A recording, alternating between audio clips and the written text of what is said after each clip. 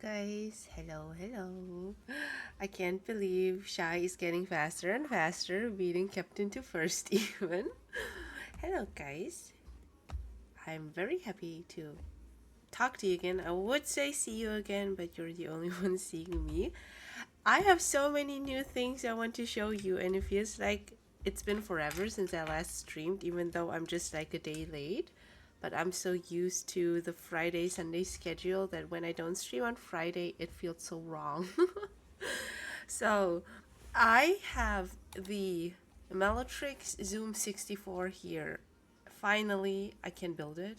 I really struggled with finding the right angle today, but I hope it works. If not, I can adjust it while streaming. But I have some more stuff to show you guys too. There's just so much that came in newly. I feel like I have a big first shape target on my back these days. You do, Captain, you do. You're usually so fast, I don't know how you do it.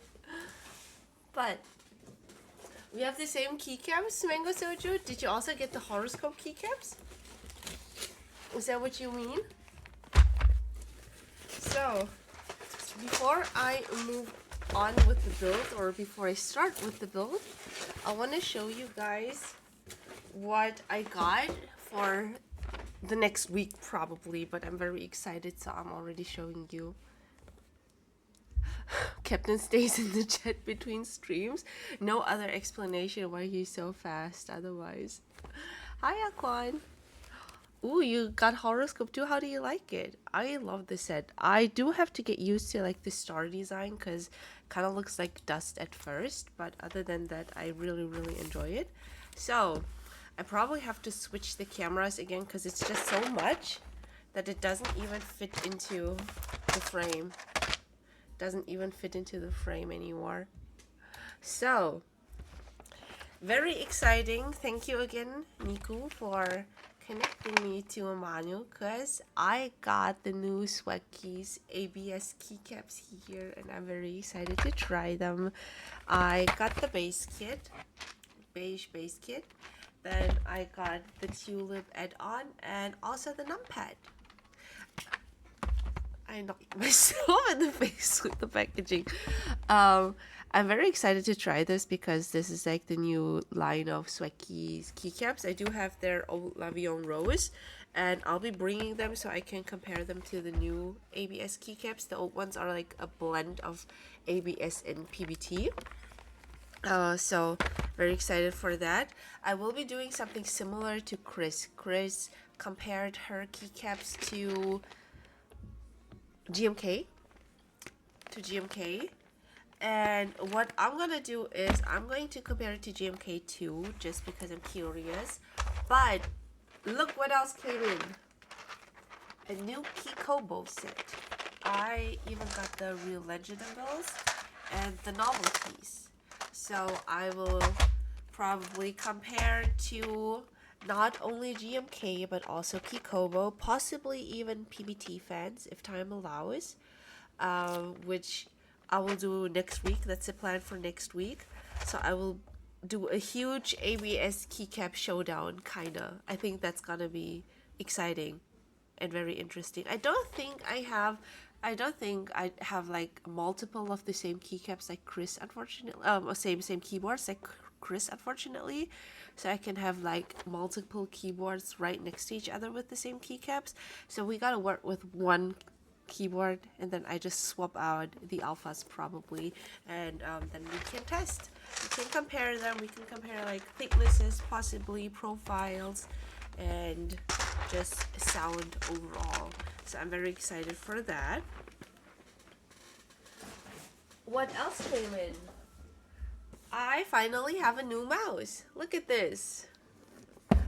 Shout out to Mikey for recommending me to reach out to MCHOs again, because not only is it a new wireless mouse, it also comes with a charging station, which is very crucial in my opinion. I hate always having to hook my mouse up to a cable. This is what it looks like. I like the shape a lot. It's very simple. I hope it's not too big because the other MTOS mouse I was using is slightly too big. This Chilky is actually perfect size-wise. The battery life is just a little bit weak. In comparison, it's shorter though, so I'm a little bit worried about using this. I'm worried that it will be too long, too big. But we will see. Maybe in another wrong mouse that I'm gonna put away. Maybe in another gaming session we will find out. So this is the second package that came in. No, the third package that came in. You know what mouse I use? What mouse do you use, Nico? So many new goodies. It's like your second Christmas. Exactly.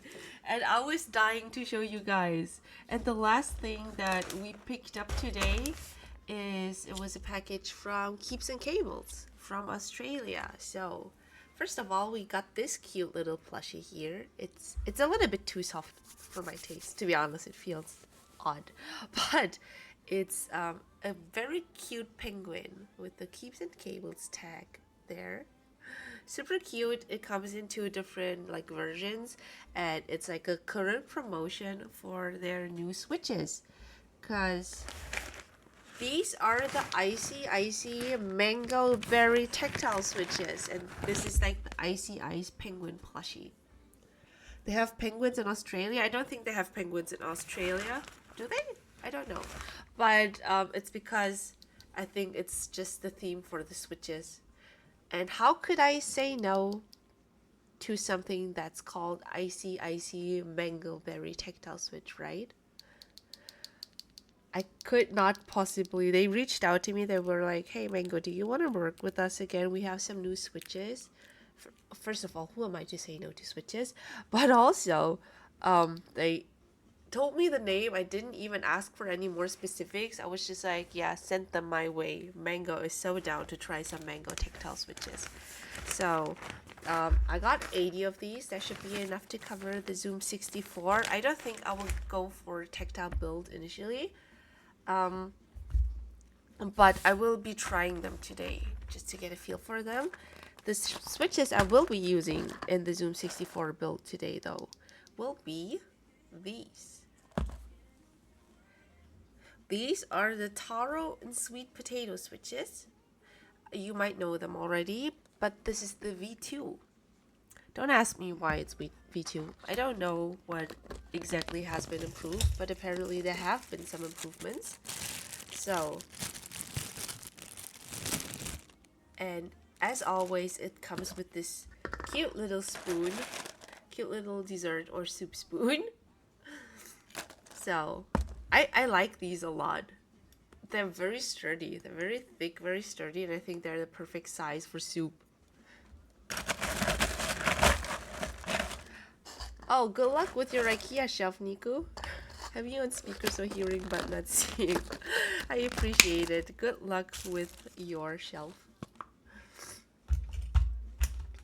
So that's what I got here today. I'm very excited. I'm very excited to try the taro and sweet potato switches, because the first version were pretty good, though a little bit heavy for my taste. But even like the first impression of the tactile switches is pretty good. No pinging at all. Medium tactility, it seems. Not too heavy, not too light. So I am looking forward to today's builds. Or today's build, singular, because I'll continue with different configurations tomorrow. So this is the new packaging for Meletrix apparently. It even came, I think I showed you guys last time. It even came with a fancy bag. I don't know why, to be honest, because it's not like I can just go into a Meletrix store and get the keyboard and then they give me the shopping bag. It's in the package, it's in the box for some reason. And what I think is pretty cool though is it's pretty good quality, first of all. And then you have, look at this. Oop. This is like embossed into it, and I think it looks pretty cool. So while I don't know why this was included, it is pretty cool. I'll be using this bag for something, I think. Hi, truck room room. I'm doing very well. Thank you very much. How about you? How are you doing? Reminds me of Tiffany. Exactly. Like the color is giving Tiffany a bit. So it looks very, very fancy in my opinion. Check Discord. Ooh, very pretty red. I love that. Oh, I'm noticing finally the pings are working, the automatic pings for the bot for streaming, even with the tag. It's just a little slow. Takes a while, but it works, and that's all that matters. So seems like I fixed it. Nice to meet you. Nice to meet you too. Rocket room room. So they even upgraded the carrying case for the keyboard. Can you see that it's a little bit textured now? It's a little bit textured. It's gray. It used to be greenish. I think it's pretty cool. Very small. I don't know when the last time was I built a 60% keyboard. It's been a while. Hi Dorcas, thank you very much for the follow. So let's start with the accessories included. So of course you have a cable, braided white cable, nothing super special, but if you don't have a cable yet, I guess good enough. Then you have a screwdriver. I actually really like the Meletrix screwdrivers because they look pretty nice. Is it me or does your mic look new? No, I wish it was. It's my regular old mic. I did talk to my brother though. I did talk to my brother and we're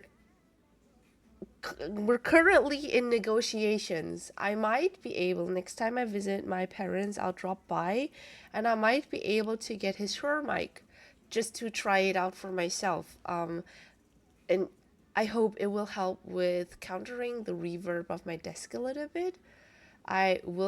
It's gonna be a learning curve because so far I've only used plug and play microphones, and for the Shure SM7B, of course I need the interface, I need to do some configurations and stuff, but maybe that will help with the audio quality. Get a shock absorber. I tried, Nico, I tried. I got one, and the thing is there's no official shock absorber for this mic, so I got a generic one. I got one where I was hoping it would fit. It did not, so I had to send it back. I tried, okay, Nico? You guys help. I was working on a keyboard project, so I googled Holy 80 bot. And now I keep getting all these weird DMs from Freeze. I think you're above the age of 18, Kim Jong-un, so you should be safe, don't worry. So, yeah, we have the screwdriver here. It's like a silicone handle. And here's the screwdriver part, and you can just assemble it like that. I'm not sure if I'm going to use it. I usually prefer to use my electric one just because it's more convenient, but I'll keep it to the side for now. Then we have, oh, this is for the mounting styles.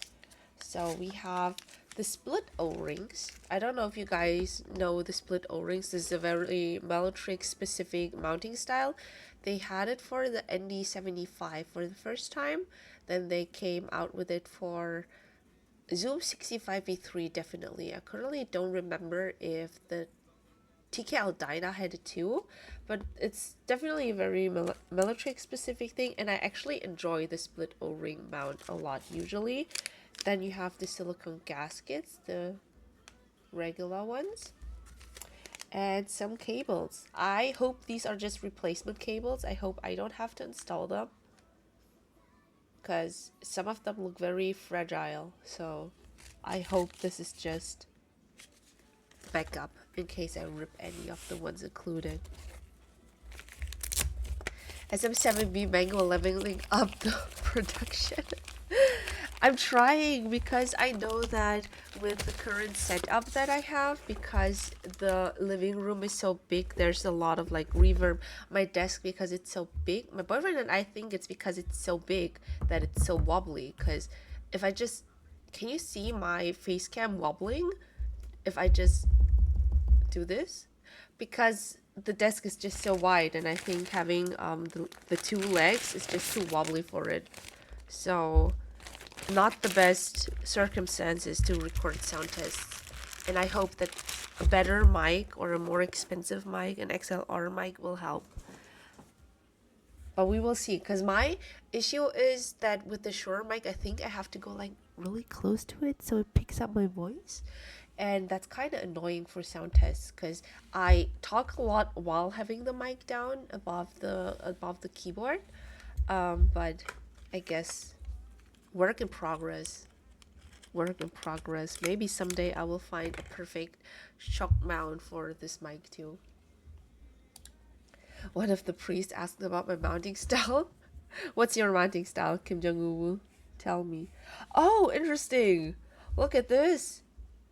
Okay, so good news is these cables are all just backups. That's good. I like having backups. I like having extras.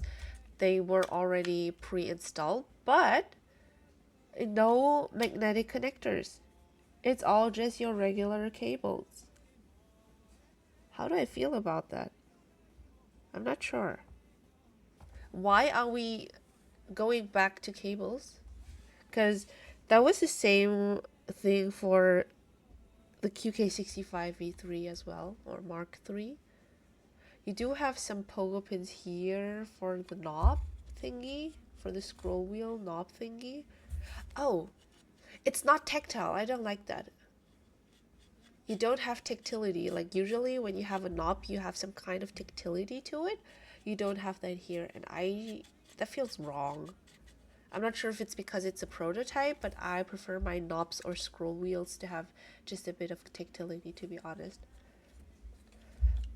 It does come with a screwless case though. That's good. At least that they kept. So you have the anti-static sheet for the case.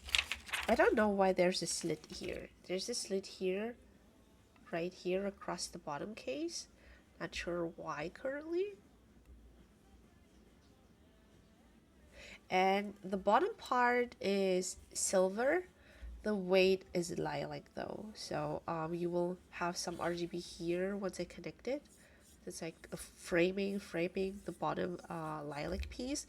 This is lilac, this is silver, and then the top piece is anodized purple, anodized lilac as well.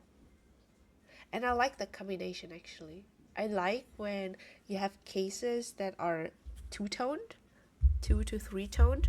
I think it just adds a nice touch. It adds a little bit of depth to the design, if that makes sense. And I think the silver really goes well with the purple. I hope it works out with fairy type. I have a fairy type ready and planned for this build. I hope it goes well together. If not, I'm in trouble because I don't have any alternative set at hand right now. So just gonna put this back because we gotta start with lubing the stabilizers again. I think it's been a while since I have built a keyboard completely, like a keyboard built completely from scratch with like lubing stabilizers and all.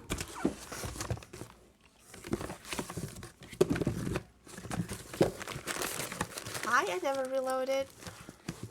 Galaxy might work on that if Fairy doesn't. I can try because I have Galaxy here, at least some of it. I don't think I have the entire set here, but I do have the new 65 with it.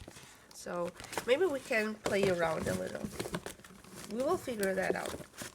So I'm going to start off with the PC plate. That's the plan for now. PC plate, and is this pollen?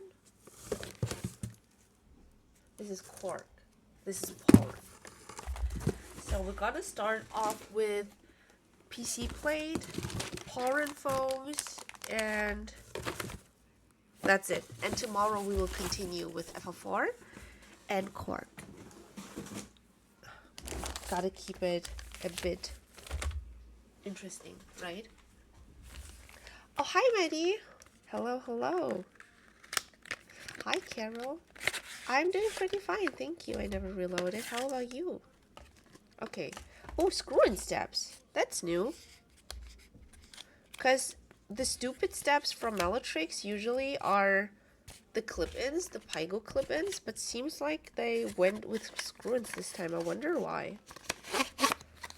I don't know how to feel about that. I like my clip-ins usually. So excited to see the Zoom64, me too. This board has been sitting around here for a couple weeks.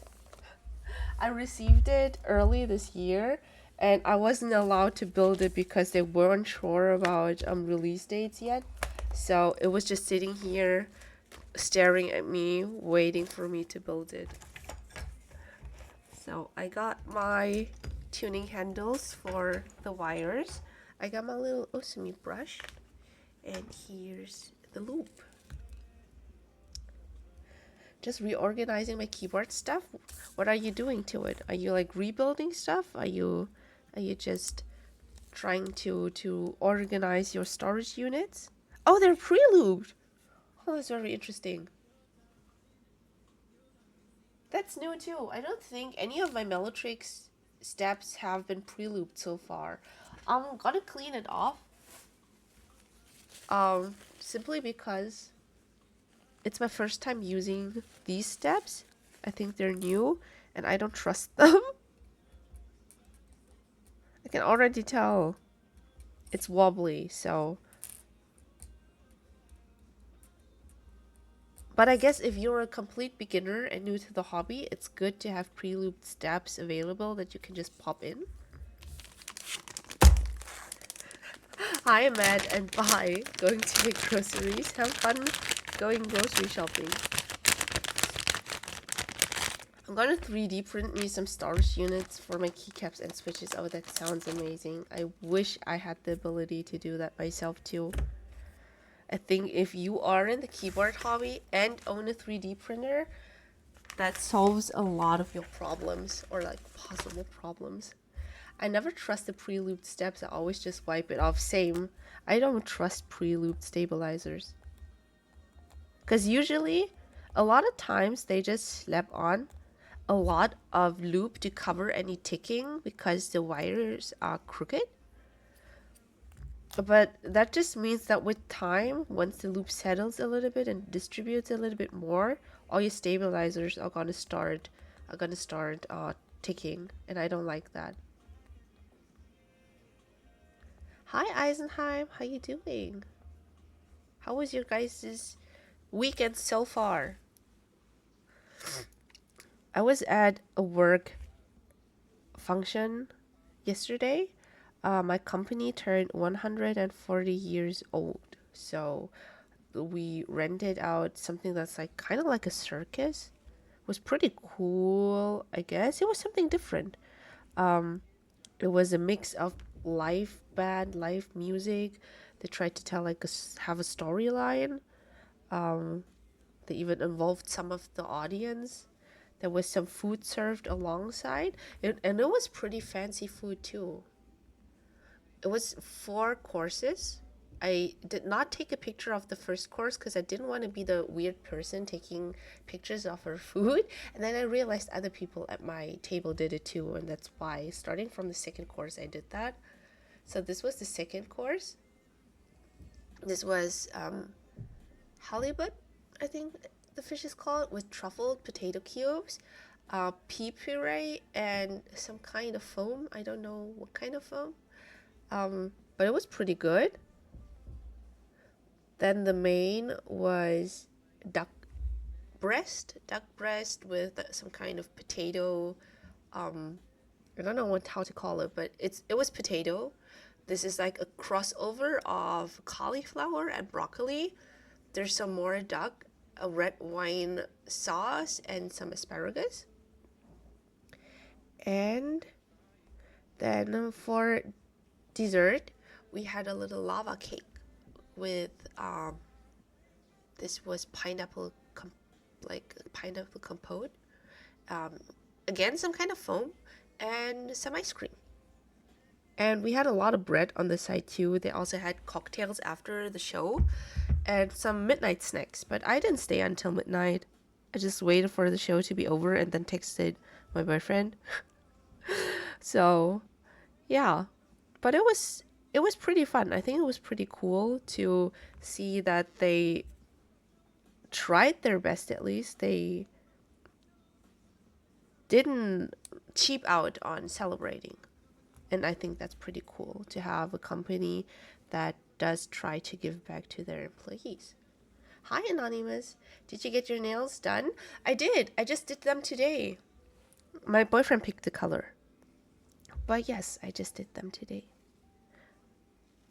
Wait, I think I missed a snack from Shishi. Shishi gave me a snack time and I was like, okay, I need to get the snack, but I wanted to show off my haul first, so I need to get the snack again. That looks so fancy and delicious. Hi, feedback. Yes, it was very fancy and delicious. I don't know when the last time was I had like a multi-course meal. I usually don't. That's usually not my crowd, you know? Multiple courses for a single meal.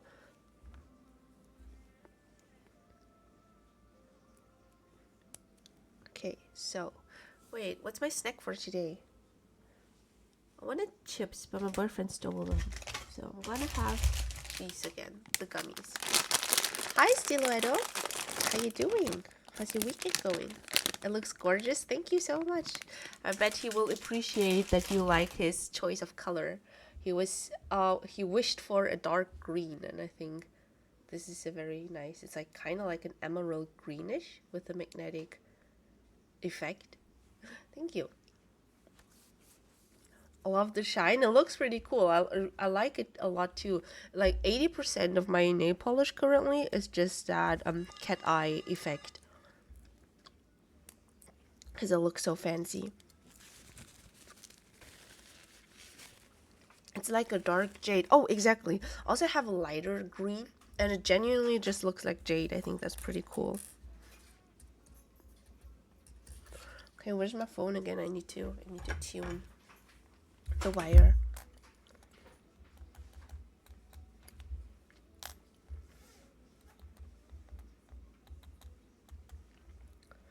Alright, and it was kind of fancy yesterday. Like they even... You did not get a snack time. Why are you stealing snacks? Shame on you. Just kidding. Just have it. But yeah, there were some people showing up in like ball gowns. Thank you. So I felt pretty underdressed. But the dress code was... The communicated dress code was whatever you feel comfortable in. So, luckily not everybody came dressed up to the nines, so it was okay. But the first few people I saw that like high heels and long gowns and dresses, and I was like, oh, maybe I should go back home and change and come back. Sleepy can get enough restful sleep or something. I was excited to find your channel searching for the MV70 board. Still need to watch it, but thank you for uploading your builds. No problem, Stiletto. I'm very sorry to hear about your sleep. I cannot help you there, but if you want to know more about the MV70, let me know, because it's right next to me on the shelf. It's already built if you want to see it, if you want to hear it. Thank you. Let me know. I deactivated today's boba redeem because there was a 1+1. There was a 1+1 on Uber Eats, so we just got some classic brown sugar tapioca milk tea.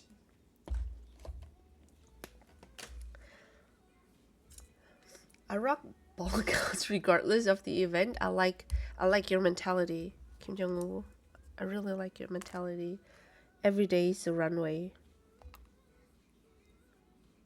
If you decide to make it one. I would love to see you in a ball gown at some point. I bet you look beautiful in it.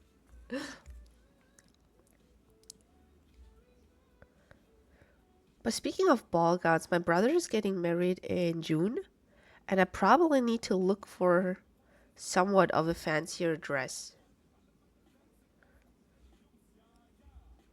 Do I still have one? I don't think I still have one where I fit in.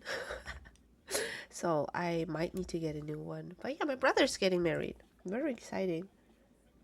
Wait, which was the one that I looped? I think this one, because I only need 2. I'm going for split left shift because I'm a European like that. Should I go for split backspace? That would be the perfect opportunity to try split backspace actually, right? What do you guys think? Can I even? Does fairy type? Was it fairy type? Is it called fairy type? No, it's just fairy. Fairy type was the turbo caps one. But does fairy actually come with split backspace support? PBT fans fairy. I need to adjust my command because I think it says fairy type, but it's just fairy.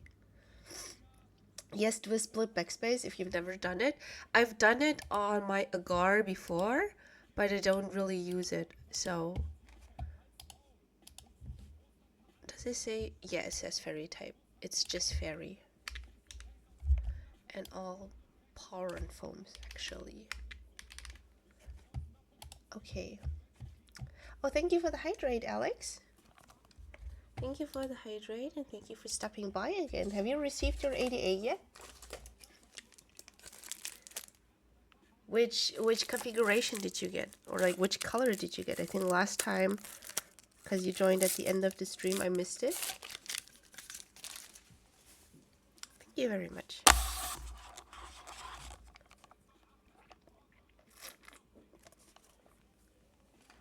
Okay, I need to look up if PBT Fans Fairy has split backspace support. It has split backspace support. Perfect. In that case, I just looped one step too many, and that's fine. It's okay. But then I just need one stabilizer for the enter, because I don't need one for left shift, and I don't need one for the backspace. Perfect. You didn't get it after all? Why? Hi, Yuki. How you doing? Hello, hello. I just changed the layout on my Kohaku. Split. I know that people who usually use split backspace, they swear on it, but it just seems so counterintuitive, to be honest. I'm not sure if I can get used to it. I'm a very basic person when it comes to layouts. I'm not sure if I can like untrain myself. But we gotta find out today. Or like in the coming days, I guess. But yeah, is there a reason why you didn't get it after all, Alex? Did you find a better keyboard, or did you like let all of my points sink in again and decided against it? Didn't have my preferred plate. I prefer the silver version over the full copper, but they only had the full copper left and price difference between the two is so huge it's like double. Oh yeah, that's very valid. The copper version is beautiful, but it's just so expensive. And I'm gonna be honest, I did try the silver version, the aluminum version. I actually like the sound of the aluminum version more. I just like the look of the copper one more. But sound-wise, I actually do think aluminum sounds better. Split everything, no step cake. I wish there was a split spacebar option too. That would have been perfect. If there had been split spacebar option, I would have just gone split everything.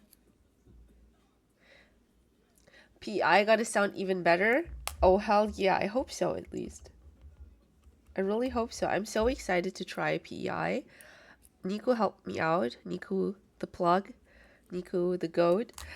So I'm actually getting PEI plates for the 80A and the Neo 65 Core Plus.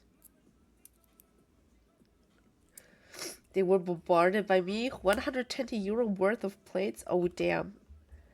Different materials too, or just PEI? Split backspace is for sociopaths. Today is the day I out myself as a sociopath, it seems. Stainless steel PEI, carbon fiber, and PP. Ooh. Depending on how much I like the PEI plate, I might hit you up again, Nico, for some more. Can't wait to go for piss yellow plate.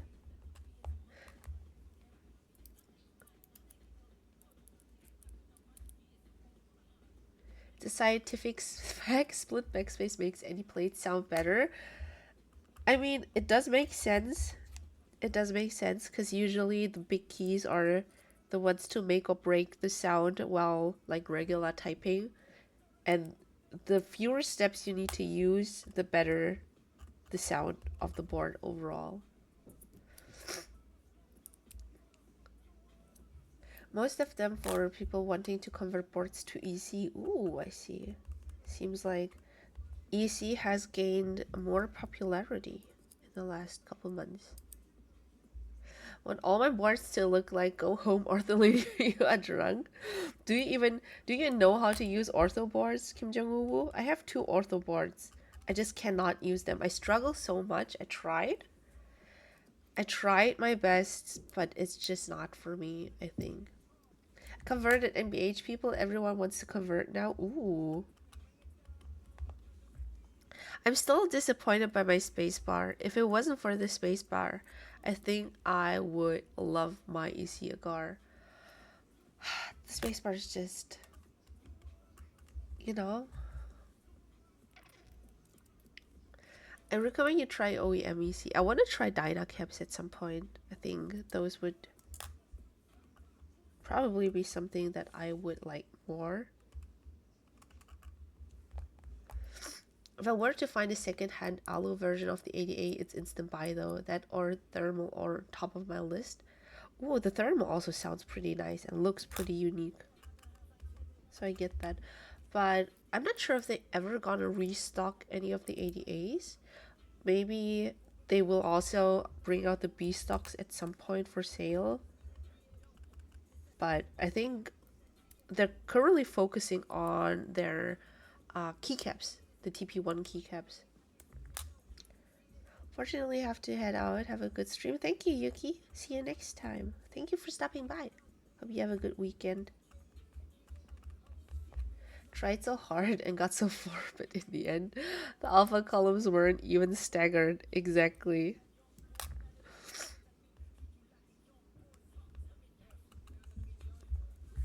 I know it's a very slim chance of getting one, sadly. Depends. I think once TP1 has successfully been shipped out and launched, maybe then they will have more capacity to think about either doing like a second batch or possibly offering B stock. Because honestly, even their B stock, because I got a B stock one, and even their B stock is great. So I don't think you have to worry there.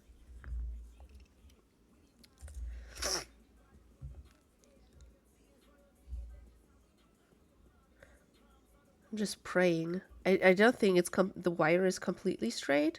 I'm just praying that enough lube will cover it up.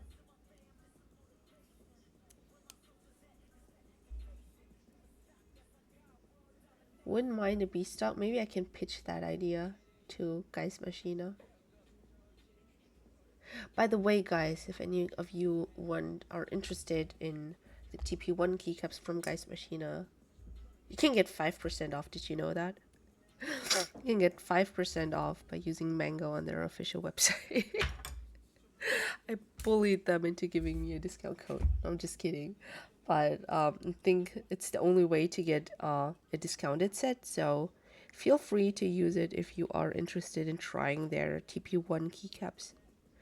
Because it's their own profile. They have developed a completely new uniform profile. And I personally am a big fan of trying new things. I have tried TP1. I've tried some of their prototypes when I visited. And it was very interesting. I think out of all the uniform keycaps, that one actually was the most comfortable to use because it's not uniform as in everything is flat. It's more uniform as in everything has some kind of slope to it. Each keycap has some kind of slope to it. It's just that each keycap looks the same. And this is something I like more than the ones that are just like XDA, for example. That are just look the same.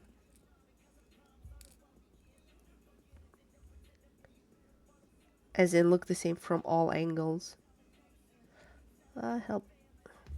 Is this magnetic? Please tell me it's not magnetic. This screw's not magnetic, so I'm struggling to put it in. That's what he said. I'm so excited for PC Seal 80 and EC. Ooh. Okay, wait. So there's already one thing I don't like. Hi, Elvis. Hi again, Eisenheim.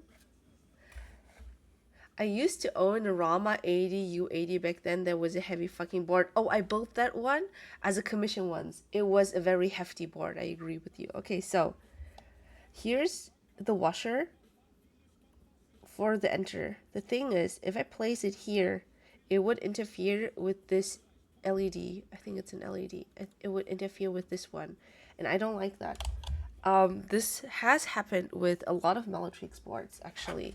I remember the very first time I built a Zoom75, the OG one. I also had issues with the washer interfering with some kind of like LEDs, hot swap sockets, whatever, on the back of the PCB. I'm gonna cut it off because that's what they had recommended last time. I don't think it will make a big difference. I don't even think it's gonna make a big difference if you don't use the washer at all. I just still think if you are going to include stabilizers that come with washers, make sure that your PCB is designed in a way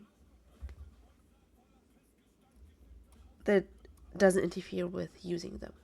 But that's just my personal opinion.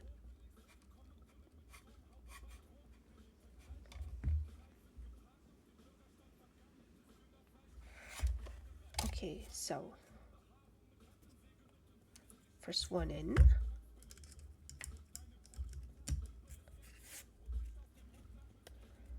Don't tell me I'm gonna run into the same issue again for the spacebar, please.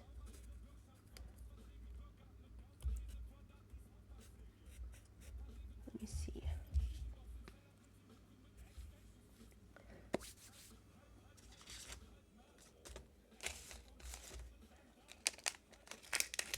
I'm excited for the low profile keycaps from Canon Keys. Need more low profile options. Ooh, I am super sad about not as many low profile options. I'm gonna agree with you there, Carol, because there are some really nice low profile keyboards.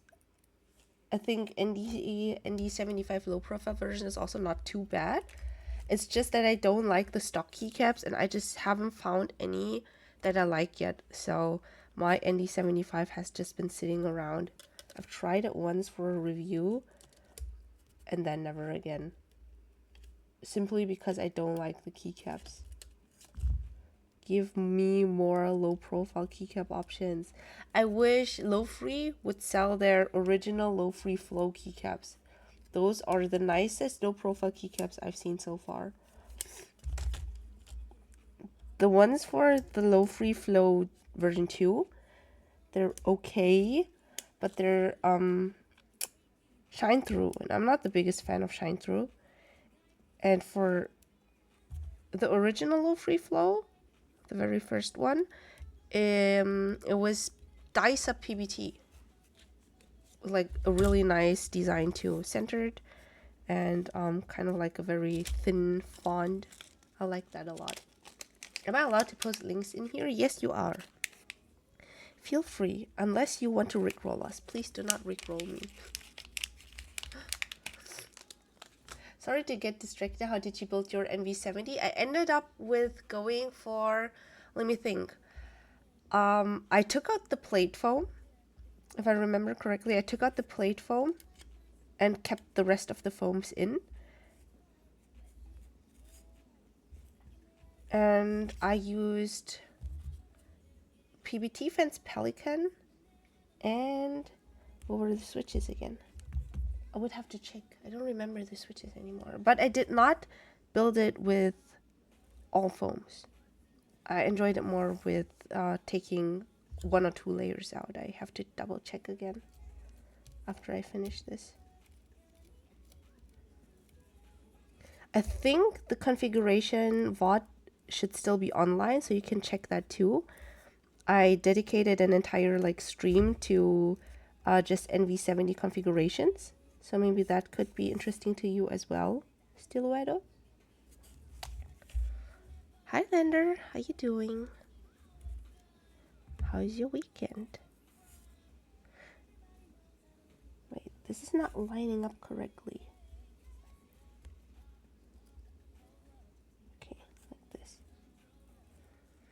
I have the same issue with the washer here again for the spacebar.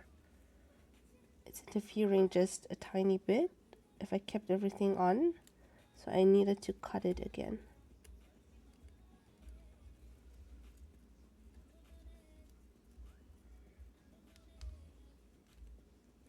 This, can you see? Otherwise it would be interfering here. I'm not sure how to feel about that. Hi Sleepings, thank you very much for the follow.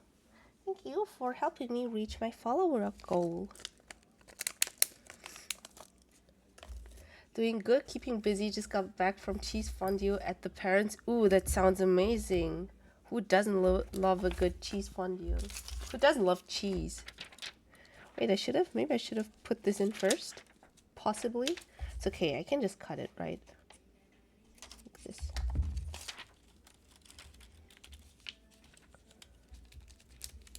I have the low free for work and I love it, but I want a bit more color. Oh, same. I have it for work too, but it looks so boring. Not in a bad way, don't get me wrong. It looks boring to me because I usually have all those cutesy designs. It looks boring in a good way because it looks very classic and sleek.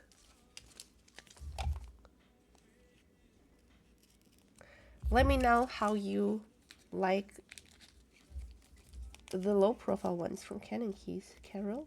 So maybe I can also look into them. Hello, just saw you're building the Zoom64. Are you having issues with washers? Only asking because every single Zoom keep I've built for people has always given me issues with the washers, especially near the spacebar. Funny that you're asking, Sleepings, cause I was just rambling about it. Cause I'm using only 2 steps because I am going for split backspace and also split left shift. But I in fact did have issues with the placements because I had to cut this corner off because otherwise the washer would have interfered with the LED here. And then for the space bar too, I had to cut this side. Oh, sorry. I had to cut this side off because otherwise it would have interfered here. It is literally so annoying. I agree with you. Do you necessarily need the washers? Debatable. Can you work around it? Yes, you can by just cutting them off. But is this something that should have been planned out a little bit better while designing this PCB? Possibly. I also don't understand why they went back to screw-ins, because going for clip-in PCB clip-in steps, for example, would get rid of the issues with the washers, and the stupid steps are very decent, in my opinion. Decent stabilizers. So I am surprised that they went back to, oh no, my phone, that they went back to screw-ins for this. It's a fact we've been through so many Zoom PCBs and no changes. I agree with you there. I totally agree with you. Let me check the other ones. I need to check where the other steps would be. Yeah, definitely. Look at this. Even for the backspace, you would have to cut them off for both of the screws. Would not work otherwise.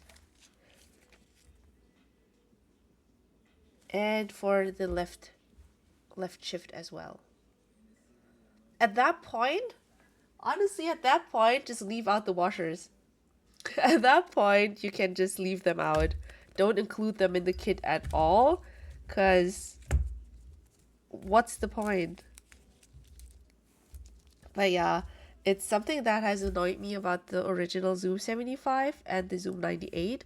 For the Taiga and the Dyna, they included the clip-in steps, which I thought was a good move, so I'm not sure why they reverted back. But this is definitely feedback I'm going to give them. Actually got rid of my Zoom 75 and numpad due to the PCB issue and also the build quality I got, but other than that, I've actually liked their designs and builds. I usually struggle with Zoom builds, I'm not gonna lie. I think they have a lot of potential. Meletrix boards have a lot of potential. I say that every time, don't get me wrong, it's not that I don't like Meletrix. I love my boards once they're built. Once I got them, like, once they're built and once I got them to work, I like them, I enjoy them. It just takes a lot of time. It just takes a lot of time and some workarounds to finish the build. Gonna learn, gonna 3D print my containers. Have fun. And I hope you're gonna be successful with it. I never reloaded. Do you have the rotor screw tray from Unikeys? No, I don't. I just have the plate tray. I only have my little plate tray here. But I do not have the rotor one. It looks very funny though. It looks like very fidgety. Am I going to use the standoffs? Probably not. I'm going to rebuild this tomorrow again. I'm too lazy to use standoffs. Should I? Nah, it's okay. I'm gonna secure everything with some switches. Should be fine. I don't want to for every rebuild because I'm gonna go through both plates. I don't wanna take off the standoffs and screw them back on each time. So I just need to pray that I find the right spots to insert everything correctly. Okay, first corner is in. Done so many builds using the same switches and keycaps and change plates and foams configs, but it always sounds the same, and that's where Zoom just doesn't vibe with me. Oh, you would be surprised by the TKL Dyna actually. I have it in the back on the couch. It's my favorite Zoom board so far because it just does not sound very Zoomish, if that makes sense. Because Zoom boards usually are a bit muted, a little bit quieter on the quieter side. At least on my experience, I've tried not all of them, but a couple. And the Zoom TKL Dyna is completely different. It's very full sounding, very clacky, very loud. And it has surprised me positively. So because design-wise, the Zoom64 and the Zoom TKL Dyna look very similar, I have high hopes for this board. I hope that this will sound similar to the Dyna rather than the other Zoom boards. But yeah, I don't know when you last purchased a Zoom board or what the last model is that you have built for yourself and tried. But you might like the Dyna if you're into TKLs, or at least if you are curious, maybe you can check out some of the Dyna build videos. After your build here, I'd be down to hear the NV70. Don't want to ruin your flow right now. Oh, don't worry at all. If you're gonna stick around, that's fine. If you're busy, just let me know, and then I can just whip out the NV70 shortly and give you a sound test. There would be no problem, Stiletto. I haven't kept up with QK Neo and Zoom in a minute, so this is news to me. Oh, you're missing out, Slippings. You're missing out. So many changes in the past few new releases, within the past few new releases. We can do a short sound test break. So I can get the NV70 and also get the TKL Dyna so I can show you guys. Let me just finish this row of switches. Hello, Mr. Mango. He just came in to swap out his keyboard again. Okay, so let me move this. The Dyna is in the bag.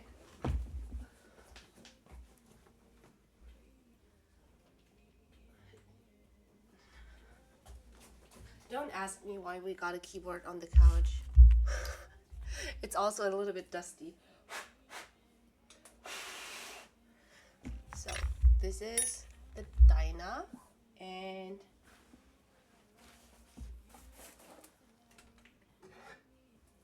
this is the NV70. How is the boyfriend PC rebuilding stream, by the way? Chaotic. It went well.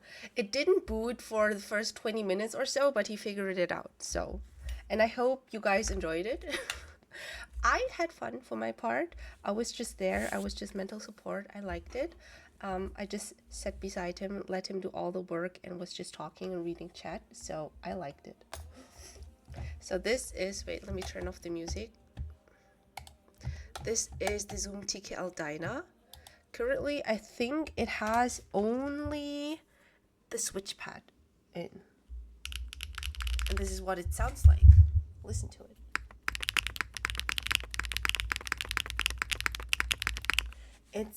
It should be the alu plate, only the switch pad, and 7 unit spacebar.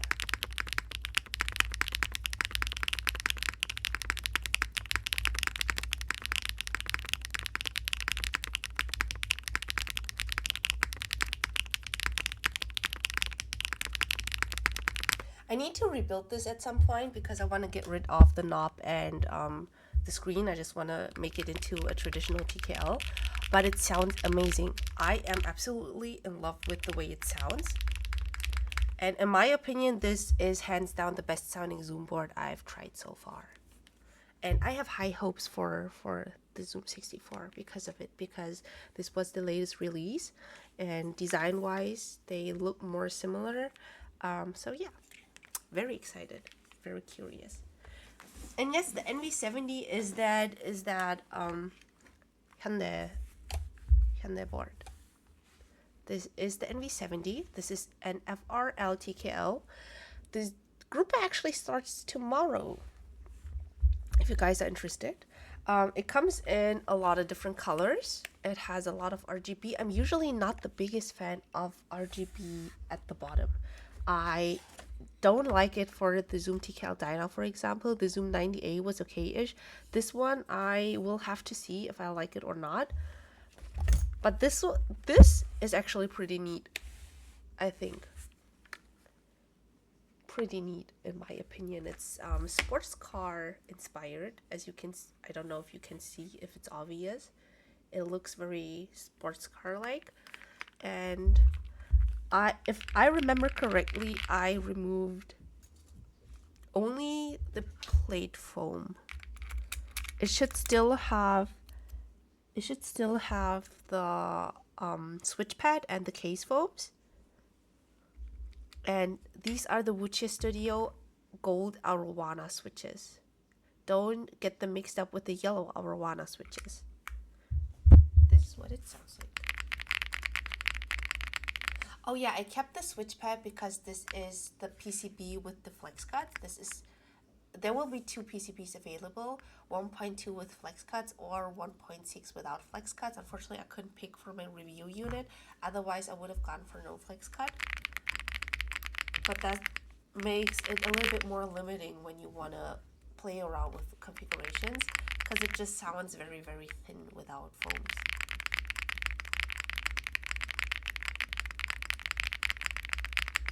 Oh, hi, Ru. Hope you've been well. I love you pulling out all the different boards. It's like those cooking shows where they pull out a finished dish out of nowhere. Thank you so much, and congrats on winning the Kohaku. I saw the announcement. Rue actually joined the giveaway and she was able to get and secure one of the Kohakus. I'm very jealous. Must be nice. Good for you. Congrats. But yeah, this is the NV70. With the PCB I received and the plate I received, it makes more sense to make this a thockier build in my opinion. Gotta work on the spacebar. It sounded better when I first built it.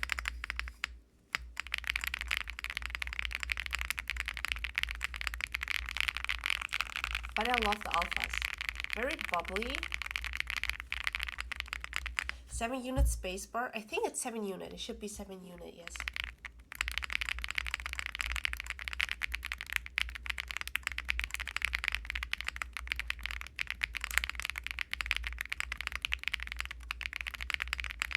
Probably just need to fix the stabilizer a little, but other than that, I think it sounds great.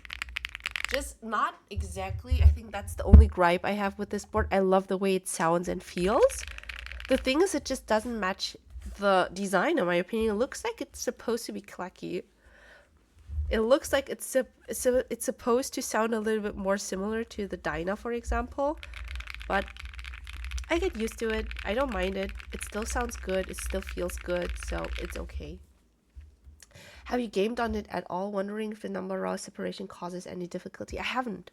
I haven't for that exact reason. I haven't for that exact reason because I was like, I'm not sure how to feel about the number row separation. Design-wise, I like it. I'm not sure how it will feel, you know, while gaming, so I have not used it while gaming, and I have enough keyboards available to just freely pick and choose in that sense, so I haven't felt the need. But that's a good point, and I can imagine, especially for people who just have that muscle memory drilled into them, I can imagine that to be a bit of a hassle. Wait, let me put this back. Give me a second.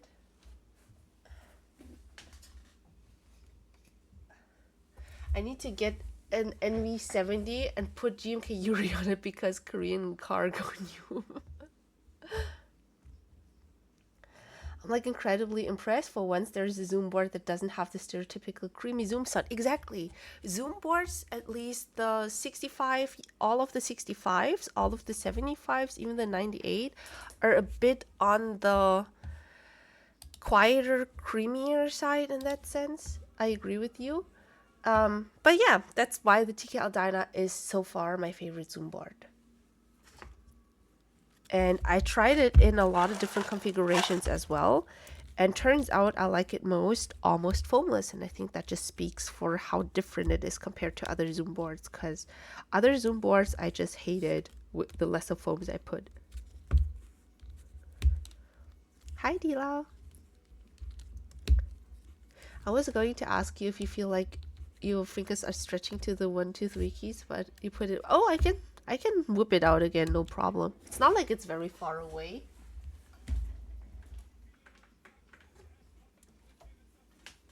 No love for Taiga. I love Taiga the way I have built it. I love my pink Taiga.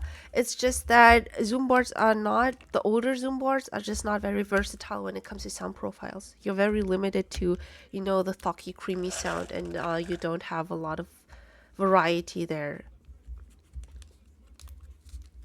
Because other configurations fall a bit flat, in my opinion. Okay, let me see. If I were to use it like this. Oh yeah, it does feel a little bit far. It does feel a little bit far. And I would say that I have short fingers. I wouldn't say I have short fingers or like a short hand. So I do think it feels... Yeah, I don't think I would like gaming with this. I don't have to extend... I almost have to extend my finger completely. And I think in like the heat of the moment while gaming, I might run into the issue, or like might run into the risk of accidentally triggering the Q, for example, while reaching for 1.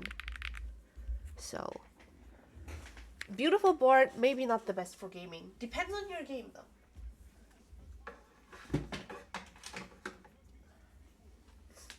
Hi Mikey. Currently the Zoom build is going somewhat well.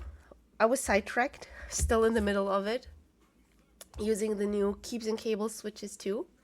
Oh, and look at this.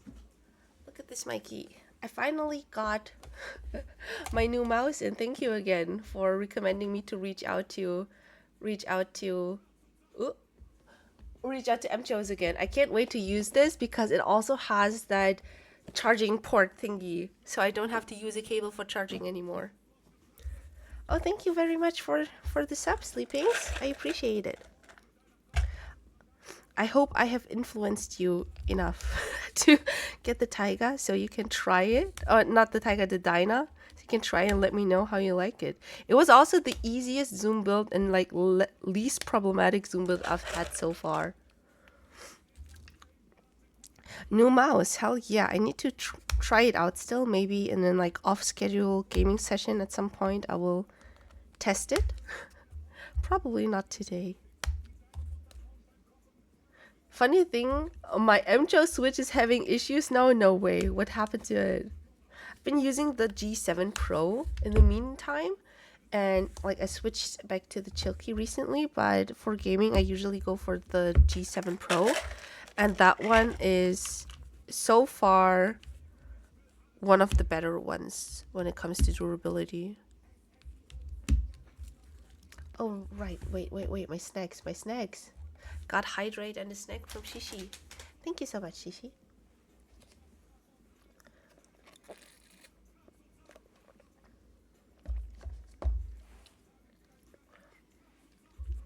I'm actually going to either pick up secondhand or see if they'll do a V2 or rerun. They actually have them in stock still, I think. They usually offer or have transitioned to having an initial group buy phase and then offering a few units in stock. So maybe you can check out the official Meletrix site.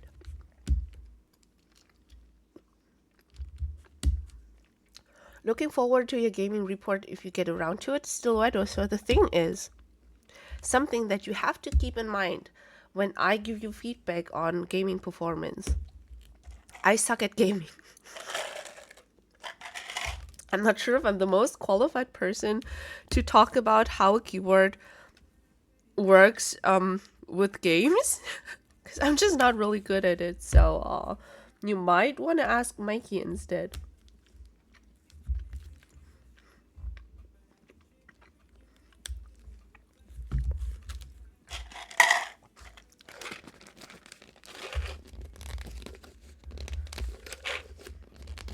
Clear looks insane, but the forest green also looks cool. The one I have is ink green. It looks a tiny bit different from the renders. It looks a little bit more greeny. So if ink green is still in stock, maybe that's something you can look into too. Okay. I'm gonna use... Let me see. I'm so... there's just so much stuff on my desk right now. Need to put the screws back for the stabilizers first.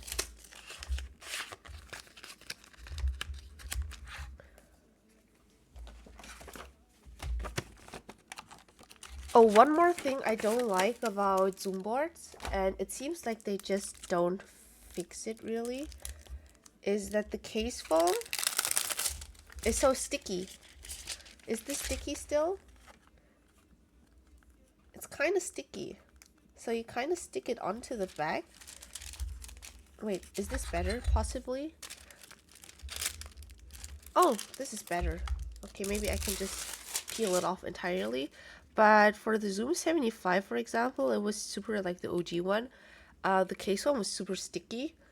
And I put it on and then I just had to commit to it. I could not peel it off again without ripping the foam apart. And that's just something I did not like. So ever since, I've just avoided the case foams. Luckily, I prefer my boards without case foams usually anyway. But for the sake of sound tests... Oh no, I ripped it.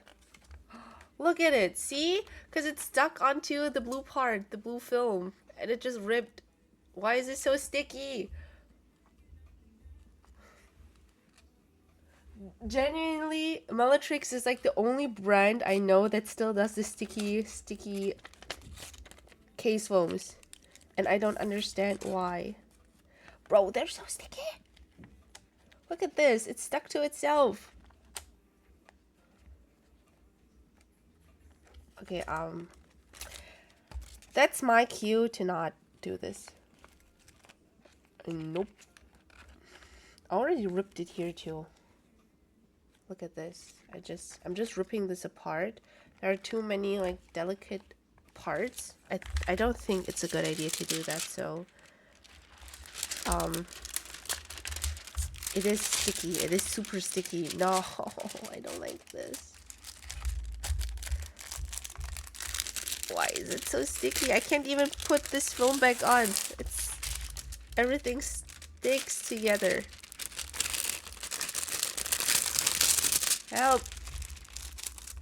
Okay. Oh, thank you so much, Sleepings.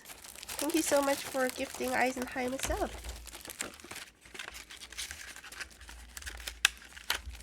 I appreciate it. Thank you.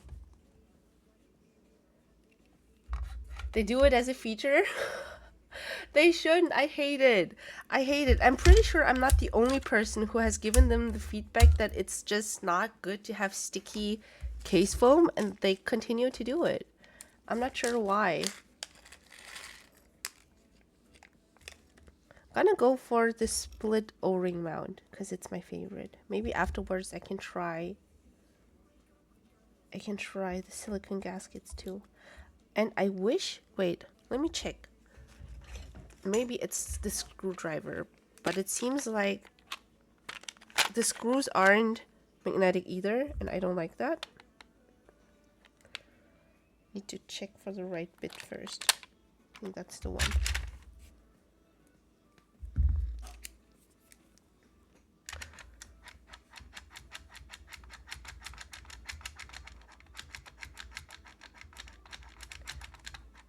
I have so many blue and cream boards and I'm trying to branch out. Don't worry. Oh, they are magnetic. Perfect. It was just a screwdriver. My boyfriend is the same. He has so many blue boards. I think 90% of his own boards are blue. A very blue person. There are some people on Instagram who just stick to one color. Whimsy Keys, for example, she has like a full blue setup, full blue everything, and I really respect her commitment to the color. We just talked about it recently where it was like, I could never. I get so baited by cute colors, I could never resist and just stick to one. But I do like that she's committing to the bit. It's pretty cool. Hi Celia, how you doing? How did your games go?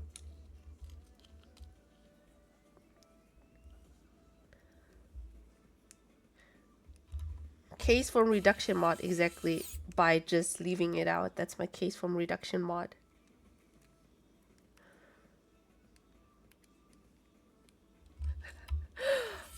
But I was just gonna say, I've seen the foam and how sticky it is that you'll rip it trying to peel it.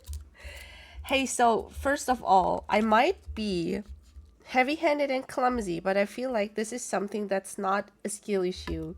That's definitely a foam issue, okay? It's definitely a foam issue.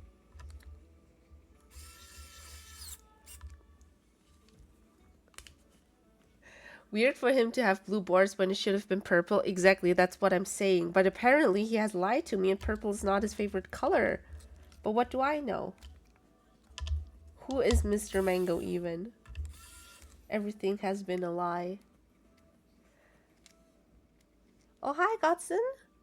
How you doing? Thank you for the sub.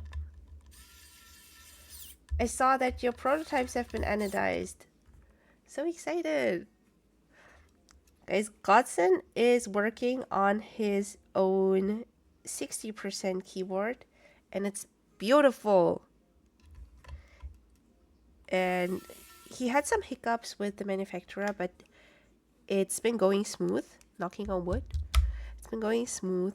The prototypes have been anodized and it looks beautiful, especially the blue color. Especially the blue color. That one is my personal favorite. I love that one. It's the perfect light blue shade. It's called Serenity 60. It's called Serenity 60. Godson, would you mind sharing an icey link or your I think it was Google Forms, the Google Forms link?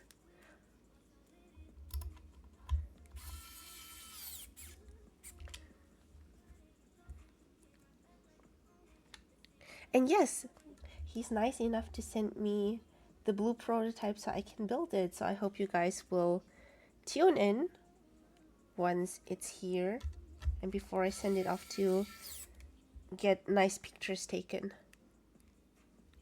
I'm very scared I will like it too much and then I have to join the group buy. No offense. No offense. I hope a lot of people join your group buy. That's not what I meant. Not praying for your downfall here, just praying for my wallet.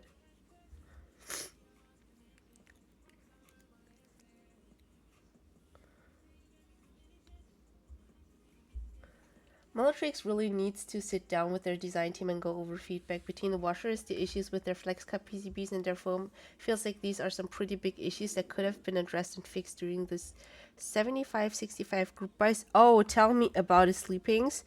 Don't even get me started on the top mount and screwless case combination. The catchball case plus top mount is one of the worst combinations you can have for a board. And I've talked about it a couple of times already. I think Meletrix has potential.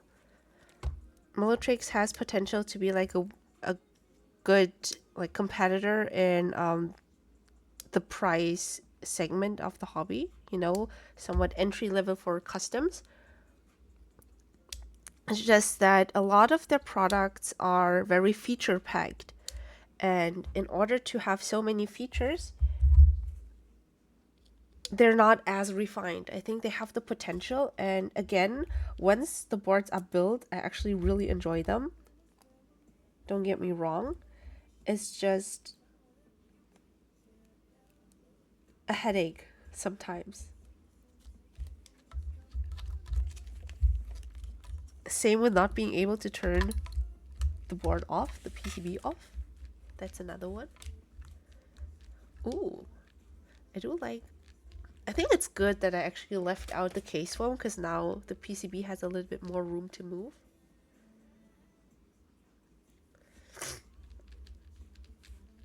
Nice.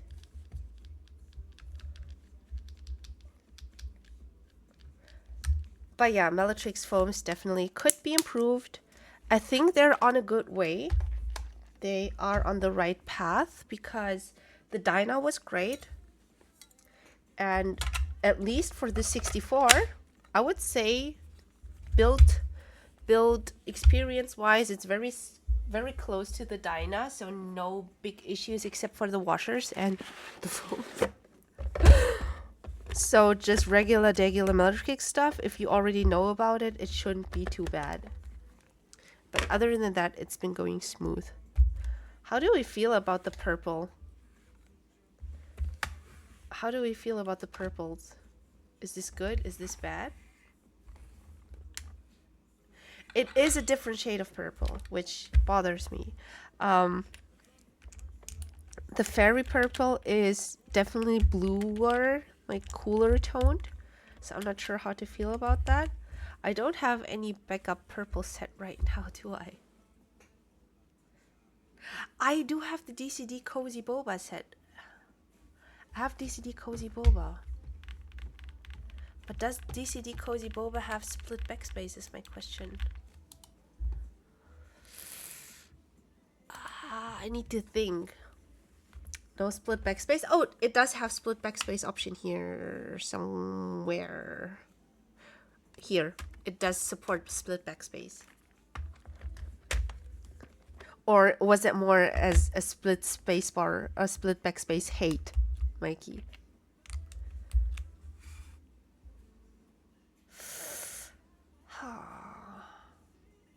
I'm not feeling the purples together. I'm not actually feeling the purples together. I think I need to disassemble this and look for my DCD Cozy Boba set. Let me see. The purple is just too different, exactly. I love fairy. I wish I could use fairy on a board finally.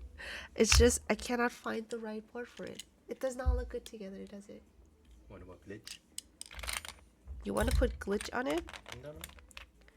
But it's such a cute color. Glitch is not cute. Okay. My boyfriend won a keycap set at Mechanicon, and it's called Glitch from Monaco Keys, and he suggested putting it on here. It's like it has like that 3D effect. That's why it's called Dracula. Should I put Dracula on this with this? You think so? Isn't it a bit too dark for that lilac purple? I mean, why are you doing split backspace? Split backspace is no. I wanted to try split backspace once. This is the perfect opportunity to try. What about? I gotta broaden my horizons. What about this? No, that's on your Zoom. It's Yeah, okay. I can't. It would look cool. It would look cool. He has TNT. I think it's called TNT Story. Let me see.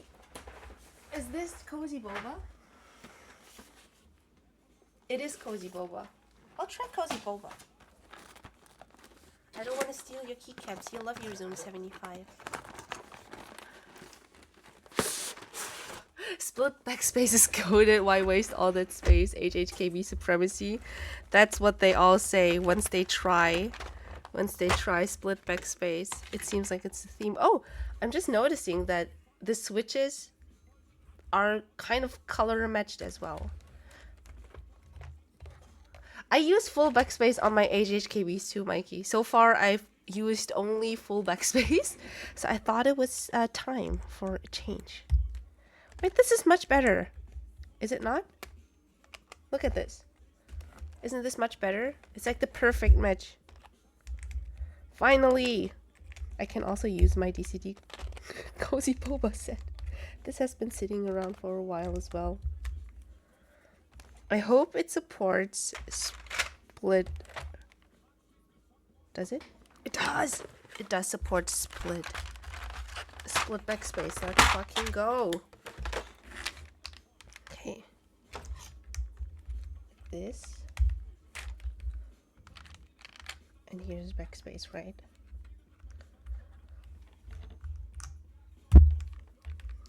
Let's fucking go. Isn't it the perfect match? Look at it. Look at it. It's perfect. It's not focusing, but it's perfect. It's a perfect match. Hell yeah. Is DCD just cherry made by drop? Yes. DCD is basically just cherry, but made by drop. And all of the DCD cozy designs are like kind of cutesy-ish. I also have the novelties that I'm gonna whip out in a bit. I just need to put these on first.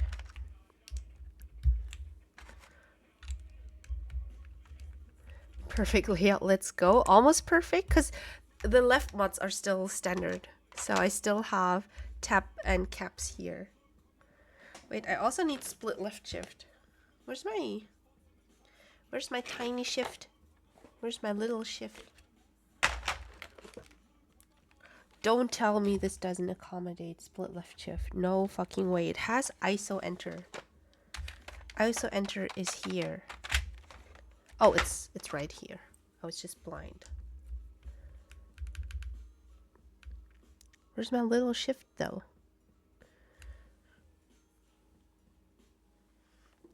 Am I blind?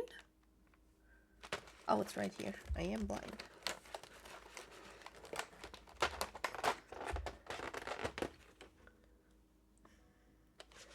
Just took a minute to look at your accessories on your desk and I saw your cube cable. It's so cute. You know what's the best part about it? You know what the best part about my cable is? Sleepings. It is compatible with HE keyboards too, which was my biggest struggle. For a while. Oh, seems like it's a smaller shift actually. I have to go for 1 unit shift here. It was my biggest struggle for a while because I couldn't use any HE keyboards because the other cable I had just did not deliver enough power. And then Unknown Era came out with their new line of artisan cables, and now it supports 8,000 hertz polling. And now I can use it with any keyboard I want. That's also an issue I had with the Dyna, because my other cable just also did not give enough power for the Dyna, so I had to use it via Bluetooth.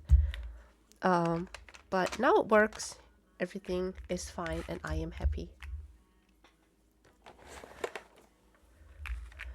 I have a Korn and Revium 41. How do you deal with, aren't those ortholinear layouts? How do you type on ortho? Please teach me. I have 2 ortholinear boards. I don't know how to use them. They're just sitting around. What black keycap set are those at the top on the silver board? This is not exactly black. It's more of a very, very dark galaxy blue, it's called. This is Osumi Horoscope. Osumi Horoscope. It's a new one.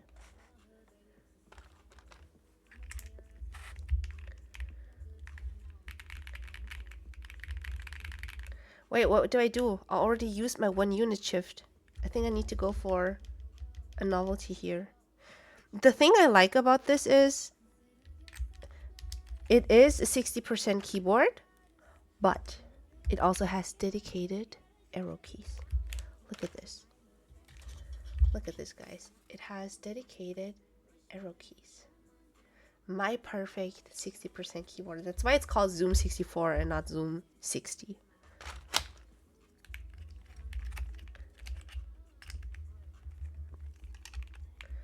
I just found the cable you have, and oh my god, it's so pretty. It's tempting me. It is very Why is my spacebar stuck? Why is my spacebar stuck?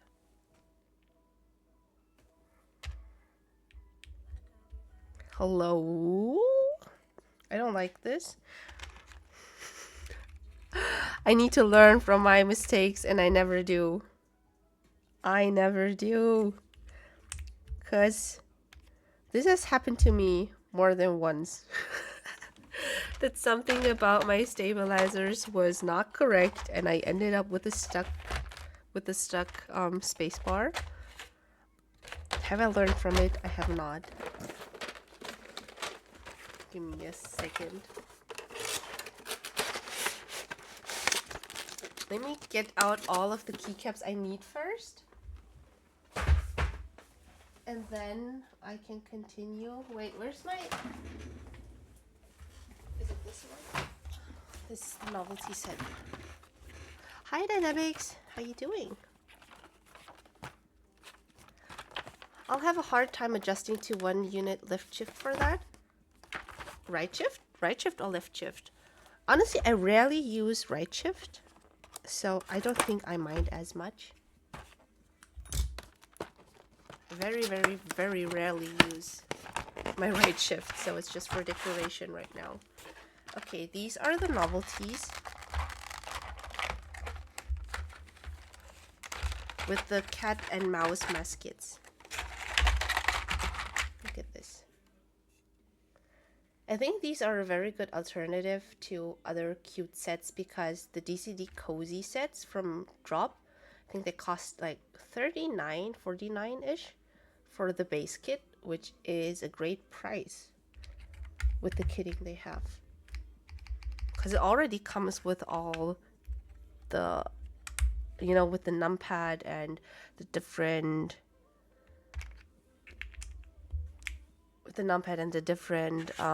space bars. So, pretty sweet deal if you ask me. Mango, I gave in cable bought.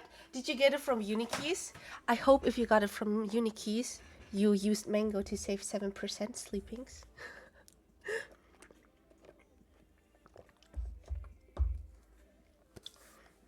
At microsuction on my ears, they were blocked for a week. Now I have super hearing.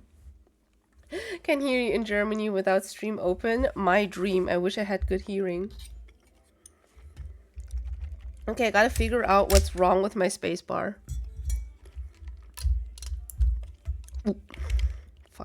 almost ripped this off. I forgot that this is a cable. Probably inserted one of the housings wrong. Oops. So I need to disassemble the entire board. Great. Good thing I didn't use any of the standoffs, huh? Where's my keycap puller? Oh, here. I did, and I used the code. Hell yeah, sleepings. Hell yeah. If it arrives, let me know how you like it. There's only one downside to this cable. There's one downside to this cable, and it's super short. I have my PC tower on my desk, so it's okay. I could not use it, or I wouldn't be able to use it if my PC was on the ground, like at my old setup, because it's only 1.2 meters long. I think the standard length is 1.8 or something, and this is only 1.2, so quite short.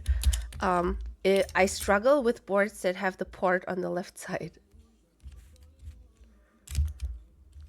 Wait, the taro switch just falls out of the plate. I think it's not the switch, I think it's the plate, to be honest. And because the tolerances for keycaps are so tight. I think it's the keycaps more than the switches. The Meletrix plate is a bit big. It is. It is a tiny bit on the bigger side, which I don't mind. It's a bit annoying because if I wanted to swap out the switches, which I plan to do later for the tactiles, I have to just take apart the keycaps and the switches one by one, which is kind of annoying. But I haven't tried enough switches in this board yet to decide whether it's an issue with the board or the switches that I have used. Let me check my stabilizer.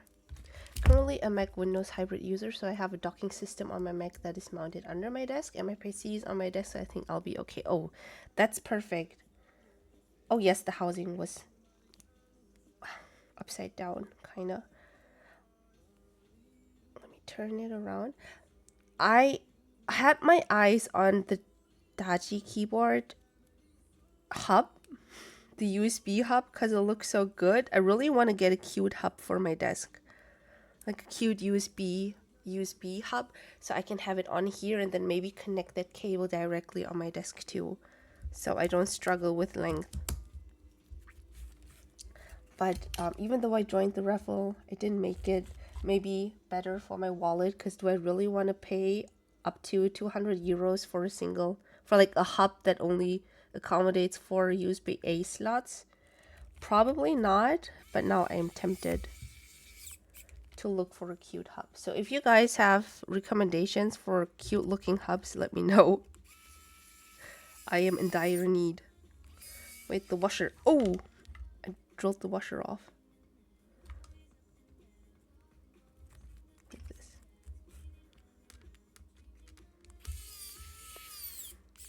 Okay, this is better.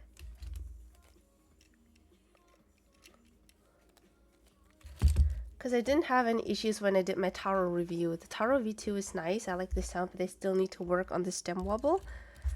We will find out in a bit. But yeah, I don't think it's the Taro switches, because so far I haven't had any issues with the keeps and cables switches when it came to tolerances. I'm just praying that I can just... Is this... Don't try this at home, guys. It's probably not the best idea to just put everything back in like that, but I'm too lazy to take everything apart, and I just did my nails today. I'm not sacrificing them, okay?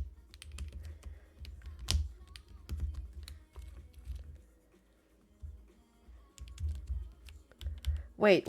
I should check my spacebar first before going through the trouble of putting everything together again. I need to learn from my mistakes.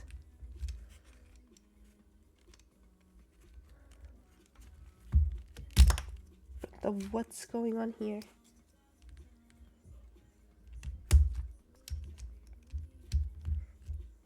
It's still stuck? No, it's not stuck anymore. works. Perfect. Perfect, perfect, perfect. Okay, Mikey, wait. What did I miss about your HE switches? Tell me more about your HE switches. I'm still hoping for Gravastar to send me their HE keep at some point because I want to try their UFO switches. UFO switches? UFO? Currently waiting for my regular K1 and maybe afterwards I can hit them up for the V60, hopefully. Close his eyes, keep abuse. No. All my keeps are treated with love. Okay? I would never abuse my keyboards. They're all treated with love and kindness.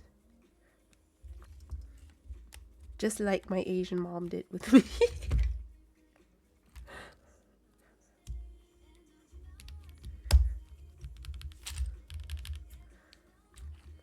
I can already tell there will be some bent pins, but it's fine. I'm just gonna pretend nothing happened. I don't have to connect the board for a sound test. It's fine. This is a problem for future Mango. This is a problem for after stream Mango. Is the plate that loose? It is. It unfortunately is. I will try different switches in a bit. I still have the icy mango berry tactiles, so we can double check. Though I'm not sure if it's the best idea to use both of the keeps and cables switches for testing this.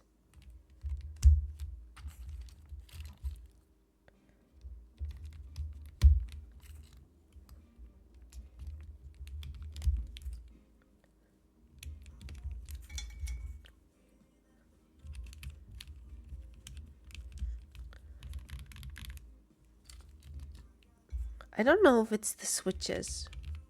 Just from my first impression, it has the regular, you know, the well-known Zoom sound profile. The slightly muted, creamy-ish sound profile. I was hoping for Dyna. I was really hoping for Dyna. Maybe with a different plate and less foams. I can go for something a little bit louder, poppier. But that's something that we will find out tomorrow.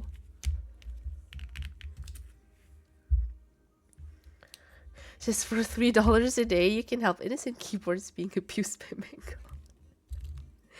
No, I'm showing them love in my very own way. I love my keyboards.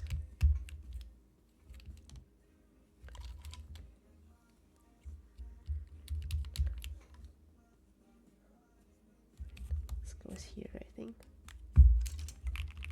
Actually, so far, it's going pretty well with just inserting the keycaps and the switches at the same time, huh? Doesn't look too bad, does it?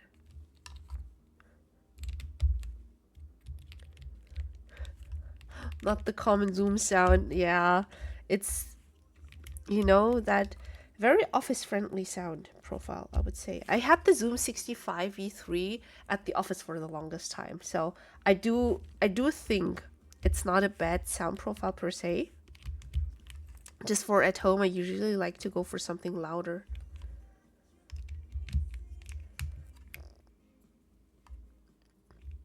If this turns out to be your classic muted Zoom sound signature, I might actually bring this into the office with me as the next step of my plan to soft launch my new coworkers into my obsession with keyboards.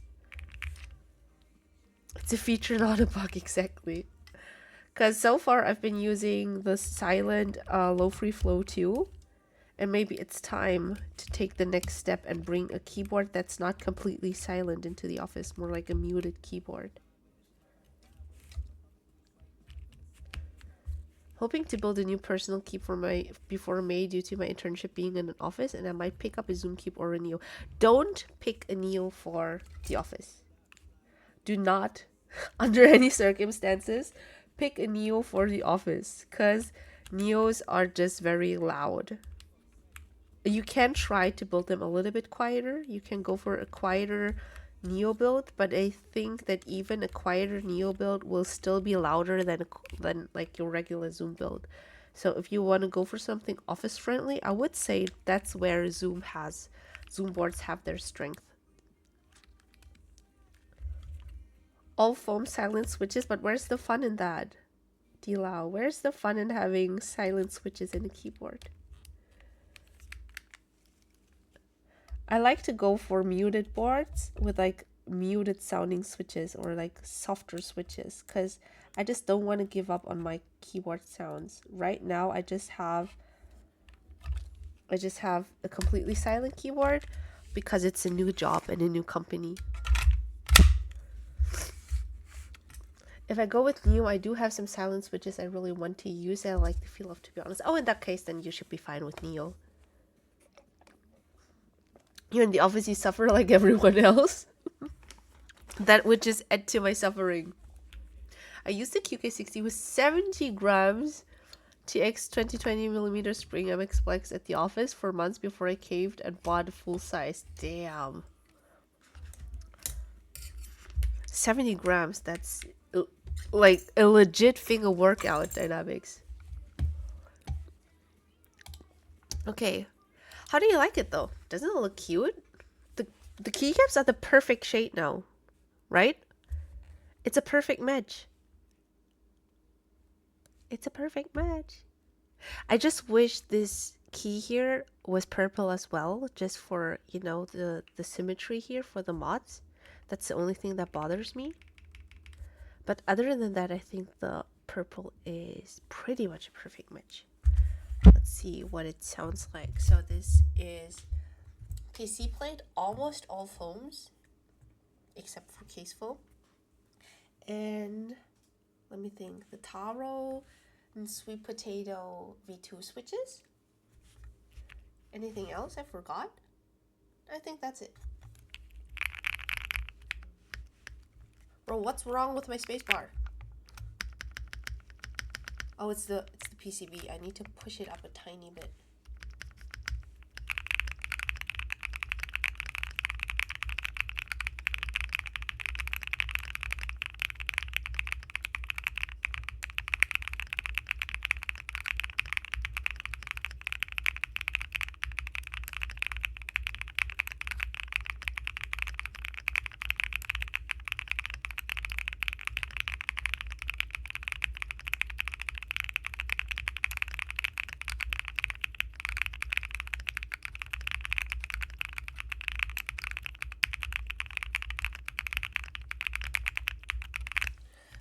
Not gonna lie, it might be the switches.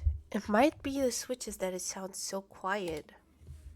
Because taro and sweet potato switches are a bit on the talkier side. That might be why. It looks very cute. I think the top bezel is too thick for me, but overall very pretty and cohesive. I think you're not wrong that this is a bit wide, but I like it because you do have the rotary knob here. On the back side, I'm not the biggest fan of the RGB strip here.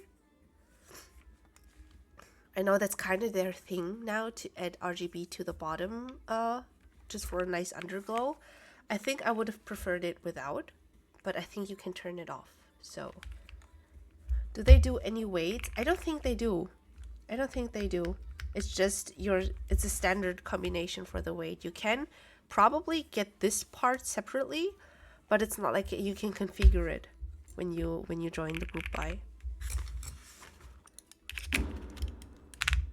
I'll try the tactile switches in here and see if they help with the sound, or if it's truly just your typical muted Zoom board.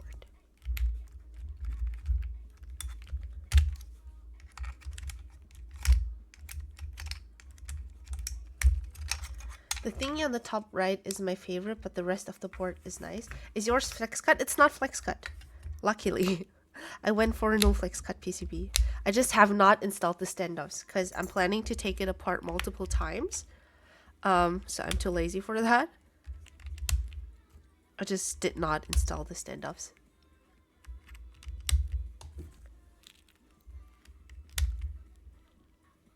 But yeah, this on the right, I actually like it because I like having knobs. I like having knobs on my keyboards. So I like this as an option without having a, like losing a key to a knob. I think that I actually enjoy. I just wish this scroll wheel had like a bit of tactility to it. It's just completely linear. No clicking, no anything. It's just, I just wish it had some tactility because I think that would make it a bit nicer to touch, to adjust. But maybe I'm just nitpicking.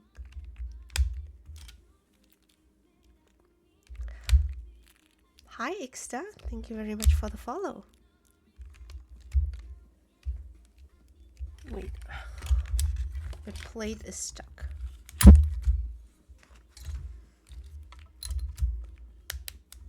Okay, because there's no spacebar foam for some reason, or did I just miss it? Nope, no spacebar foam.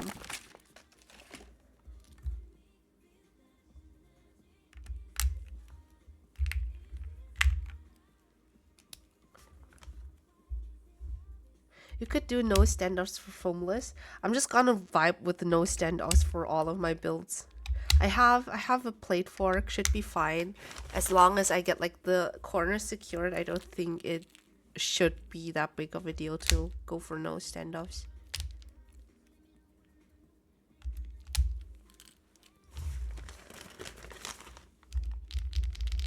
Okay, let's see. I need to take off all of the keycaps again. But I hope that the tactiles help with giving this board a bit more alive when it comes to this sound. Or maybe the FL4 plate can fix it tomorrow.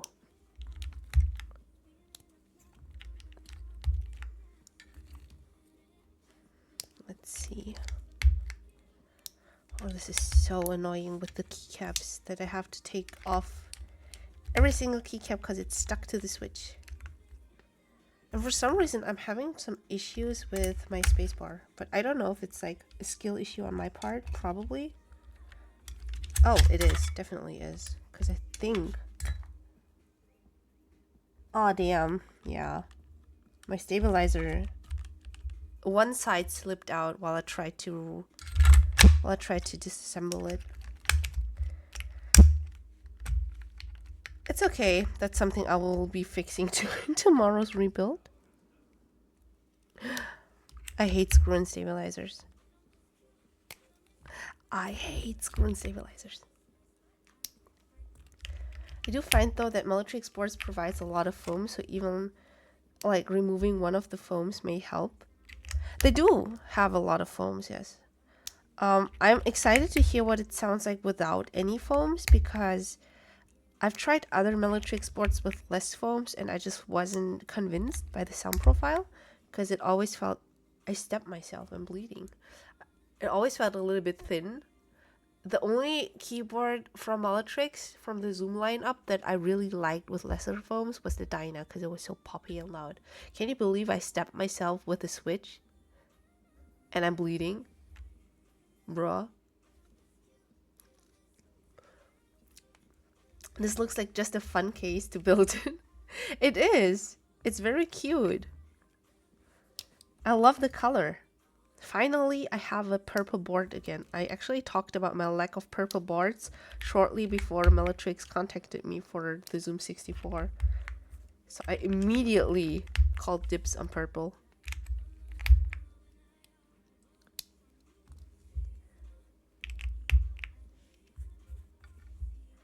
Oh, hi, Jason.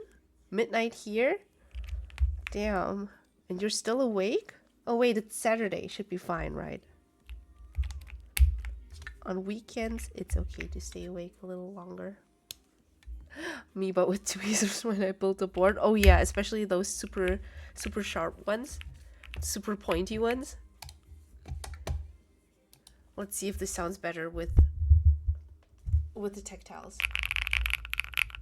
Ooh, much better actually. Ignore my spacebar. I'm gonna fix it. Not today, maybe.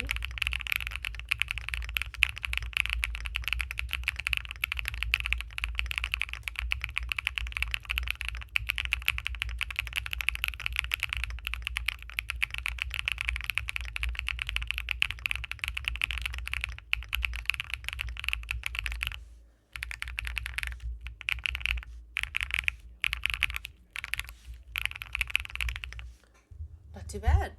I actually like it with tactiles. I might keep them in. Press the space. No, Mikey. Don't expose me like that. Please.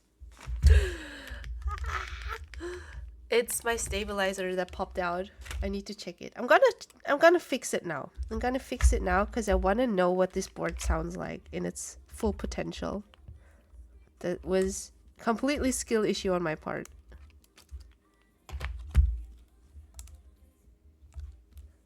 Screw in, not clip in. This is screw-ins. For some reason, they transitioned back to screw-in stabilizers.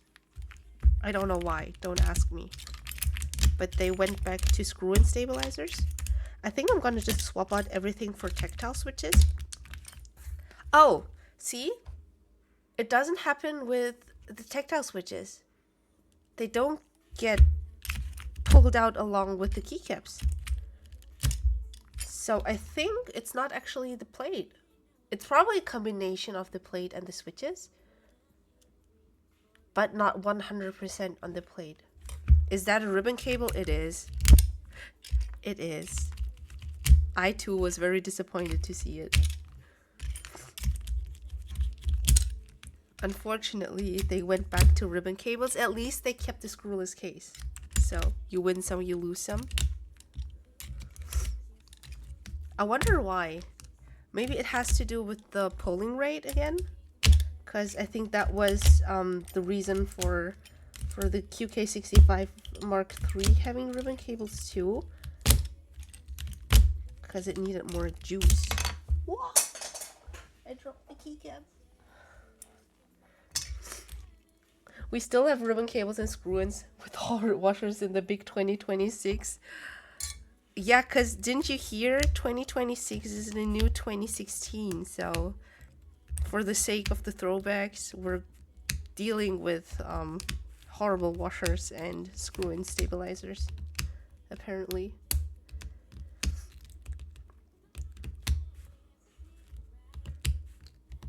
Sounds good with the alphas for a Zoom board. Let's see how it sounds with the spacebar.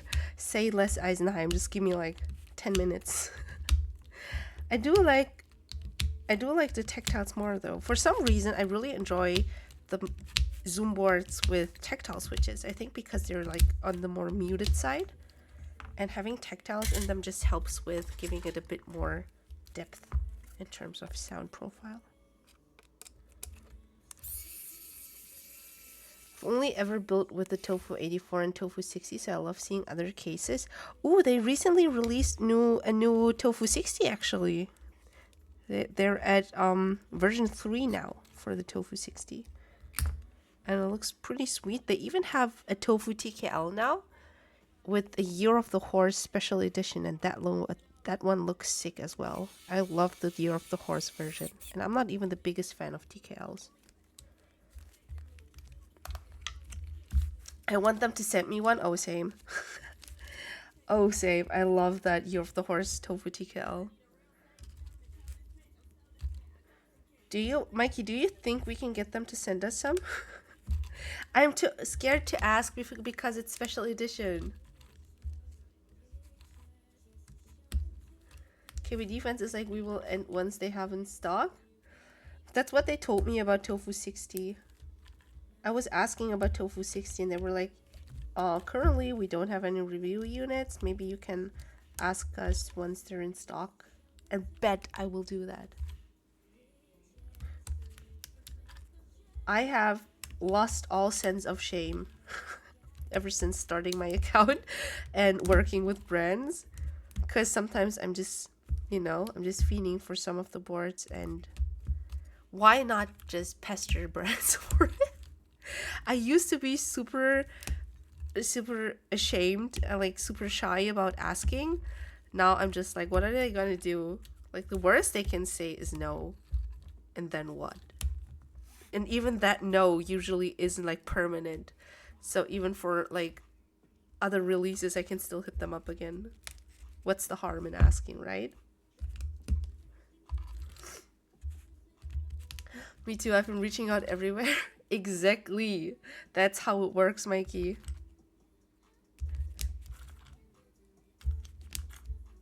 Don't let your content be held back by shame. The Gar Mini Dyna kit, KB Defense was like, once in stock, we will send you. Oh, that sounds very interesting. Because I've been eyeing the Agar Mini, and the only reason I haven't bought it myself is the lack of backweight design. I love the backweight design of the regular Agar, and I'm very sad they just went with the plain PVD weight for the Mini.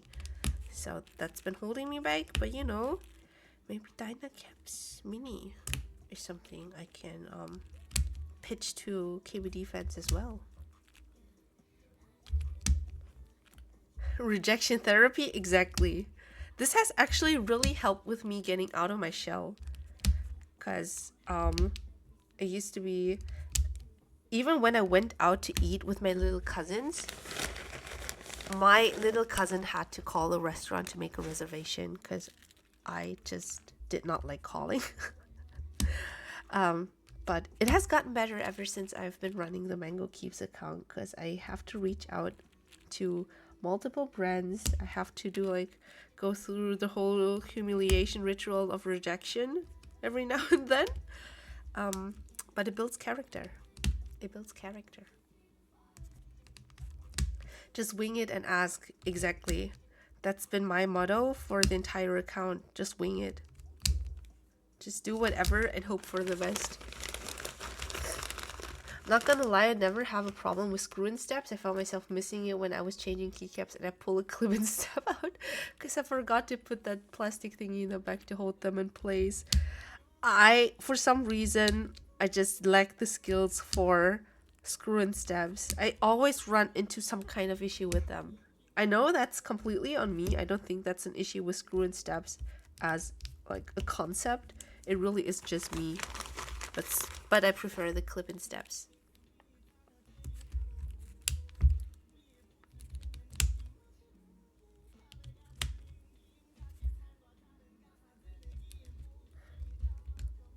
Oh, hello, Divina Papaya. What's up?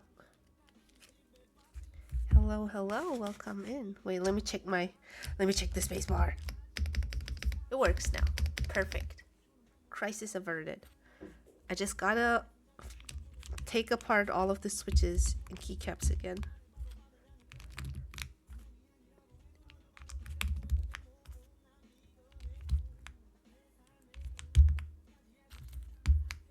Let's see. Ooh. Okay. Tactiles definitely was the move here.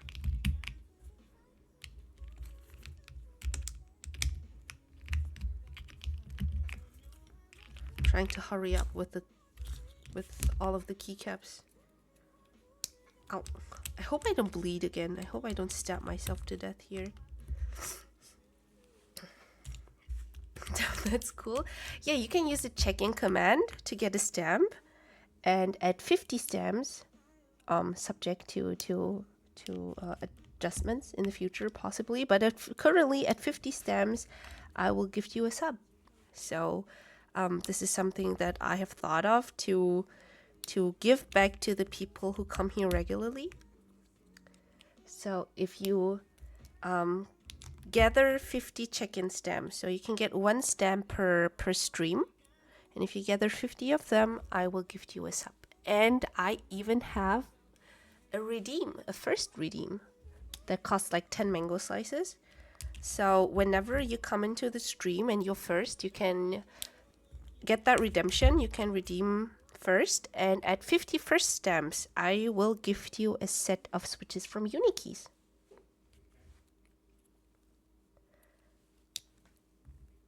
So it really will pay off if you show up here. If you show up here fast. This cannot be profitable. I stream like twice a week, so it's okay. So far, nobody has collected 50 first stamps yet.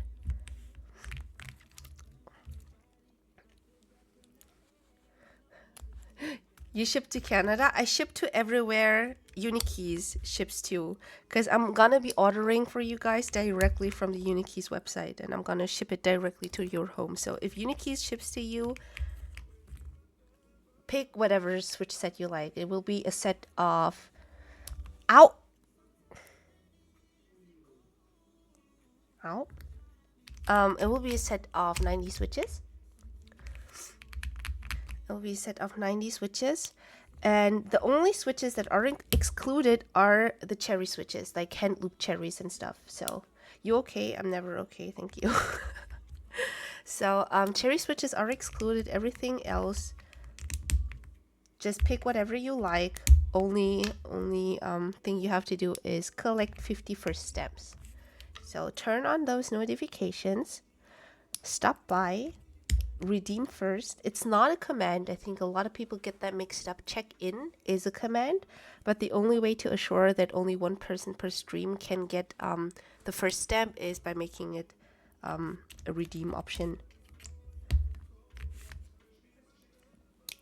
Cherry hater? It's not because I'm a cherry hater, it's just that the cherry switches are so expensive.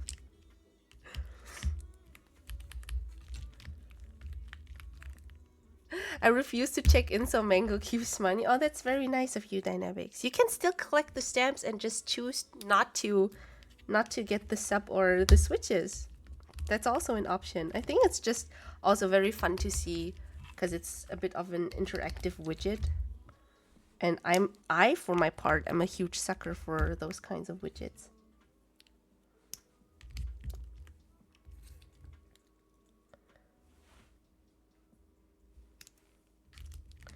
Animation just looks awesome. I got the widget from Etsy, but then I had to customize it myself. So the stems I made myself, the book I drew myself.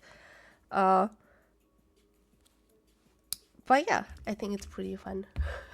Regardless of possible reward, thank you very much. I appreciate it. I appreciate that my ideas are valued because I thought it would be fun to, you know, build in something that gives back to you guys, or at least gives you some kind of satisfaction when you trigger it.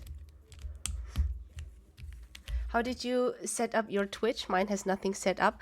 I actually have my chat from Streamlabs. I coded it myself. Very proud of that one. I did it through Streamlabs. Everything else is Stream Elements. Oh, and the notifications, like the pop-ups for when somebody follows and stuff, that's also Streamlabs, because I started with that one first. Did all of the configurations there just to find out that Stream Elements is actually easier to use, especially for the bot. So I swapped to Stream Elements for commands and stuff, but the alerts and the chat, they're from Streamlabs, and I coded them myself. It was a lot of work. Actually, I think because I have no background in coding, and I spent 2 days, not 2 entire days, but I spent 2 days coding my chat to have it show up the way I wanted it to with like the font and stuff, because I wanted to keep it consistent with my starting soon screens, or like my screens overall, like banner, etc., colors, all of that. I just wanted it to be somewhat consistent. I need another key for here because it's not control. I think this one is delete, or else I will map it to be delete. I have nothing. When I start stream, you get my face. I think I've heard that some people have mixed opinions on starting screens, because they don't want to be stuck in starting screens, and it's not like I have a countdown or something. But I like to use my starting screen to just roll an ad for a minute, just so I have more time without ads once I actually start the stream. That's my only reason for having the starting soon screen. So usually it's not up for more than 2 or 3 minutes.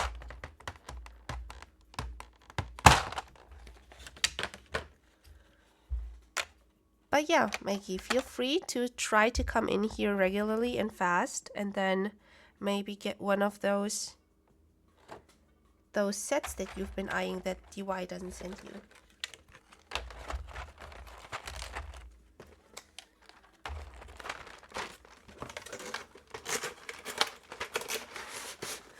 thinking about more things too, but I'm just not that creative. I mean, now you can actually give my custom cherry mix to a black. Cherries excluded, Mikey. Cherries excluded. Hi Jay, how you doing? Hello, hello. Cherries are excluded, especially the headloop ones, but everything else feel free to request. Are Osame keycaps like limited? Is there a FOMO element like with some GMK sets?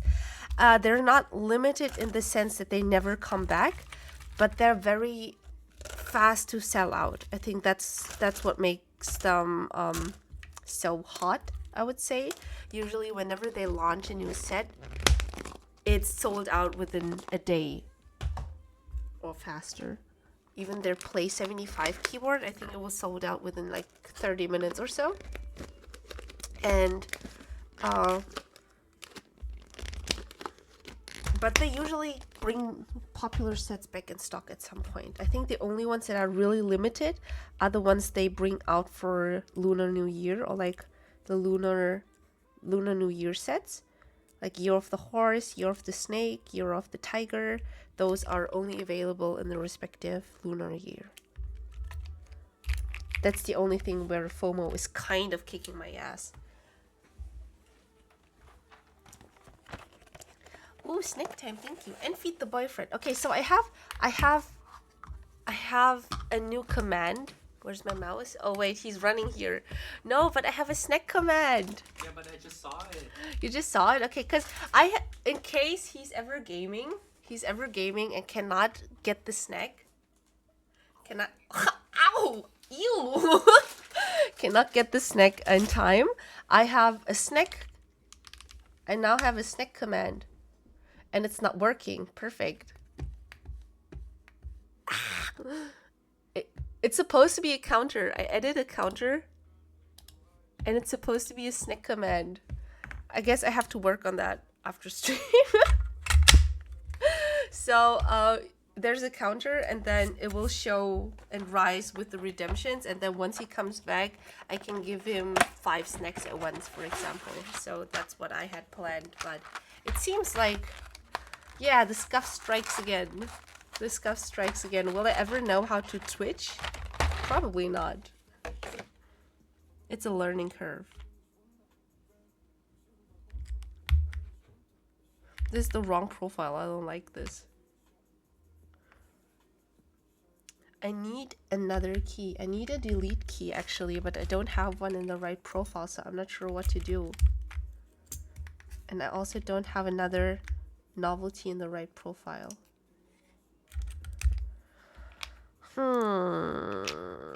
What do I do now? Maybe I just use a random key then. Whatever.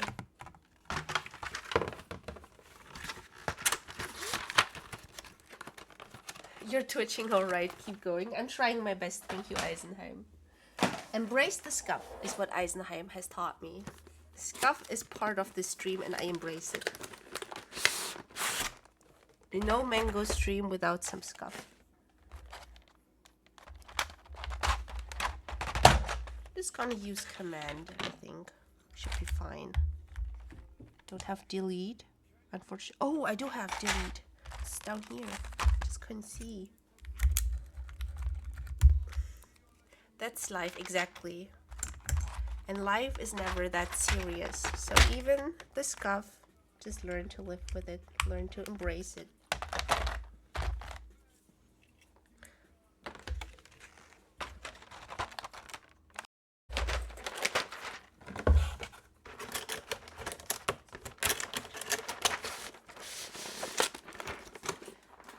Okay, I gotta figure it out. Everything is well. Everything is fine. I need to wait though, because I think otherwise people will get stuck in ads before I can move on to the sound test. So, I will wait. I will wait until the ads are over before I move on to the sound test. But now, you can already see this is the finished build. I think perfect keycaps, to be honest. Finally, I was able to use the DCD Cozy Boba set. Mango, what's your favorite Osumi set? Sakura. Sakura is my absolute most favorite Osumi set for two reasons. First of all, Sakuras are my favorite flowers. Like cherry blossoms are my favorite flowers. Second, my boyfriend got me that set when we first started dating, because it was one of my first collaborations for, or like partnerships for a keyboard kit, like a group buy, which was a pretty big deal to me.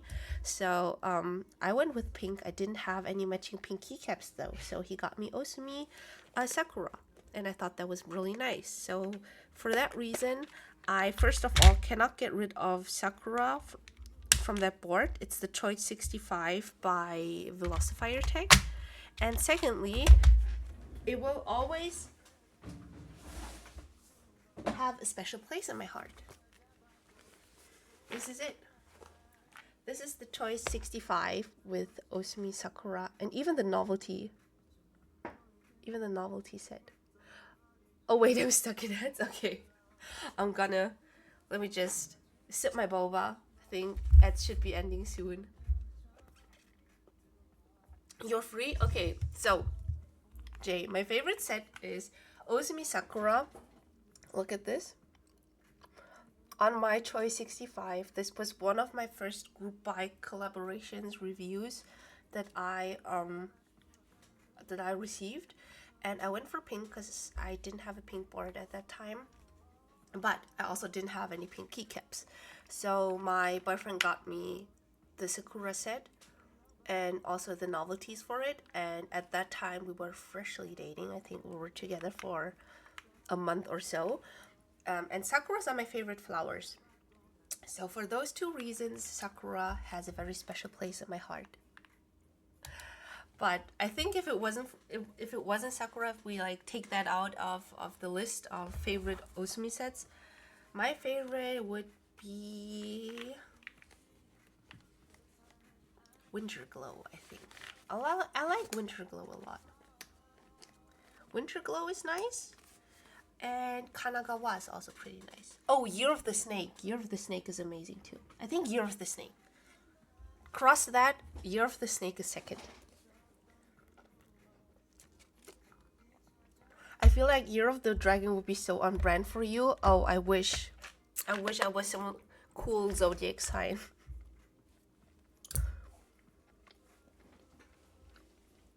Have you shined yet? I hate PBT, but with let them knowing how durable they always shine. I have not shined any of my keycaps yet, because even my ABS keycaps, I try my best not to shine them.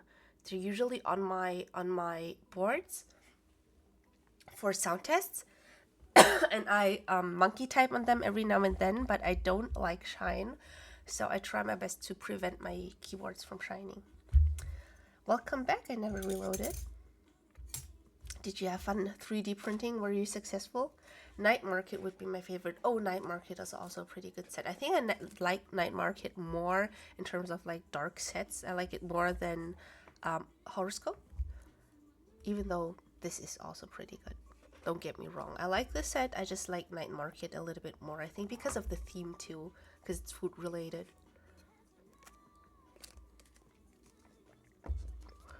Mango, why don't you try doing a call-up keycap set? Because I'm not creative. I wish I could. I'm just not creative. I like seeing other people being creative. I like watching what other people create, and I can applaud them for it. I just cannot think of anything myself. Okay. Time for the sound test though. Look how bouncy it is. I mean, granted, no case foam, but still super bouncy with the split O-rings.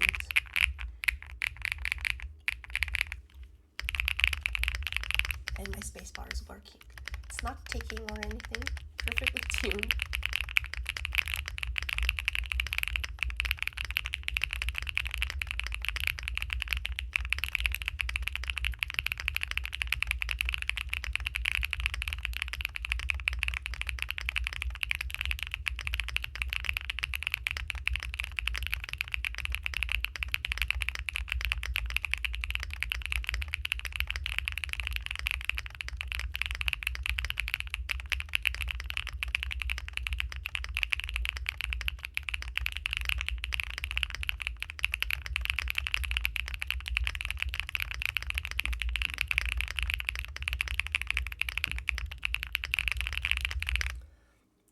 Okay, first of all, I love the switches.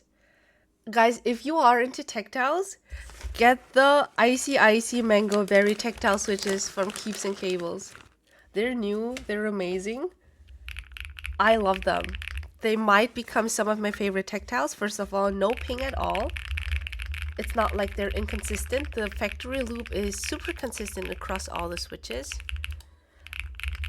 They're not too heavy, not too light. It's very comfortable to type on them. They don't tire out my fingers at all. And they're still crisp though. It's not like they're a light tactile. I would say they're medium tactility.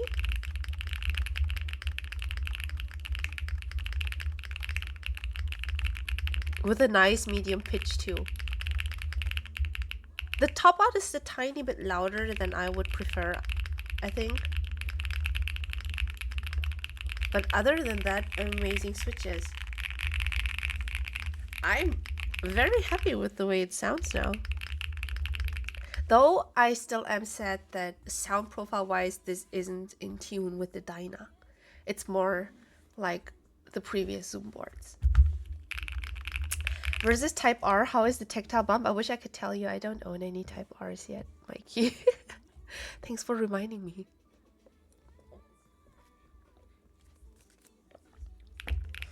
Osumi matcha with the froggy novelties is my absolute fave. Oh, matcha's also. I think Osumi is just in general.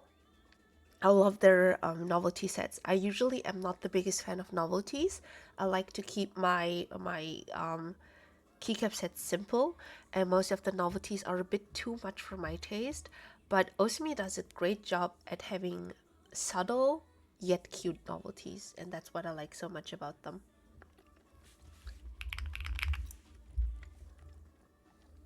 Oh, you ended up buying GMK Mizu from a friend? As long as it's an insane deal, can't blame you. Time to ask DY. I've asked him multiple times. He also recommended the Type Rs to me, but whenever it's time for me to put in my order, they're out of stock. I just have really unfortunate timing with the Type Rs.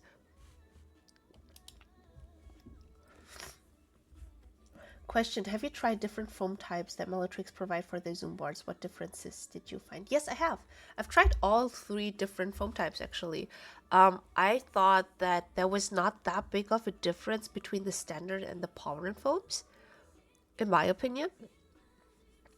But cork does make a difference. Cork, in fact, is a little bit crispier sounding, if that makes sense. I do have the foam kit, the cork foam kit too. For the Zoom64, I have the cork foams here, so I will be trying these. Tomorrow. And I have a non-sticky foam. I have a non-sticky case foam. Let's fucking go. Let me just insert this. Give me a second.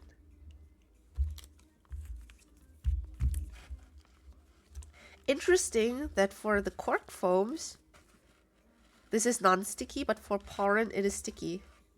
I don't know what the thought process there was. I wish they just went with this kind of case foam for all of their boards, to be honest. Enabled you into getting a different case foam. I mean, it's better than no case foam at all for like the best configuration overview, right? Okay, let's see what it sounds like with case foam. It's still pretty bouncy though. Look at this. It's still pretty bouncy even with the case foam. Those split O-rings really be doing all the work, huh?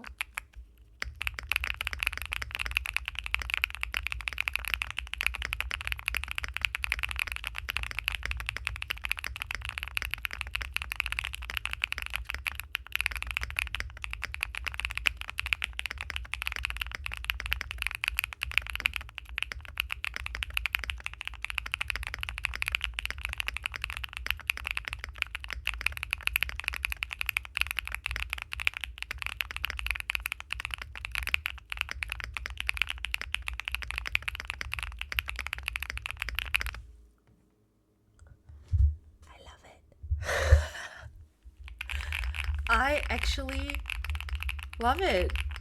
Oh my god. It sounds foamier, of course, with the case foam, like thicker. But I enjoy it. I think it's because of the tactiles. I'm not sure if I would like this as much with linear switches, because then it might be just a tiny bit too foamy, too stuffed for me. But this sounds amazing. I love this too, Sleepix. This is so good. I am very surprised. I did not expect to like this so much. And I like that even though it's fully stuffed with foams, it's still pretty bouncy. It doesn't feel too stiff. Because my issue with my Zoom75 Tiger, for example, is if I put in all of the foams, it just feels too stiff. There's no room for the PCB to move at all or to bounce at all. And for my taste, it just feels too stiff, so I remove the case foam. But here, with the split O-rings, you still have a pretty soft bottom out. How is the bottoming out? It's pretty soft. It feels super comfortable to type on even with tactile switches, and I'm usually not a fan of tactiles for like longer typing sessions. But I feel like this one I could type on for the entire day. Sounds like Lego now. It does sound like building Legos. Like in the Lego movies or the series. I hate having a harsh bottoming out. Oh, same. That's why I'm usually not the biggest fan of stiffer plates. I like them sound-wise. I like to try them. But I find myself going back to softer plates for rebuilds because it's just more comfortable to use, you know, as a daily. How could you hate? I don't hate tactiles, Mikey. I just have very weak fingers. It's not the tactiles, it's me. It's because usually for tactiles, I like using them for like a short amount of time. I like using them like for just finger rolls or something. But for daily drivers, I usually don't have any boards with tactiles because my fingers are just too weak. They get tired super fast. And I don't like light tactiles. If I go for tactiles, I want like full tactility. I want the crunchiness.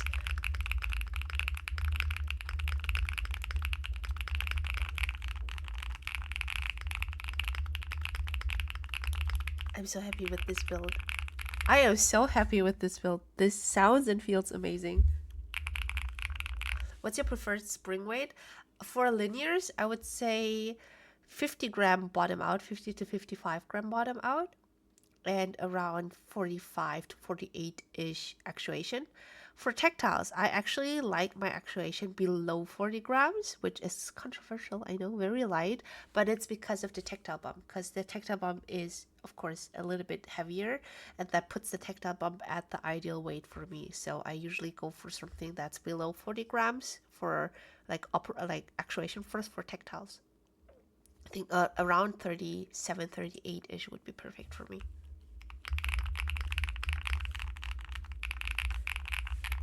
I'm so happy. This sounds so good.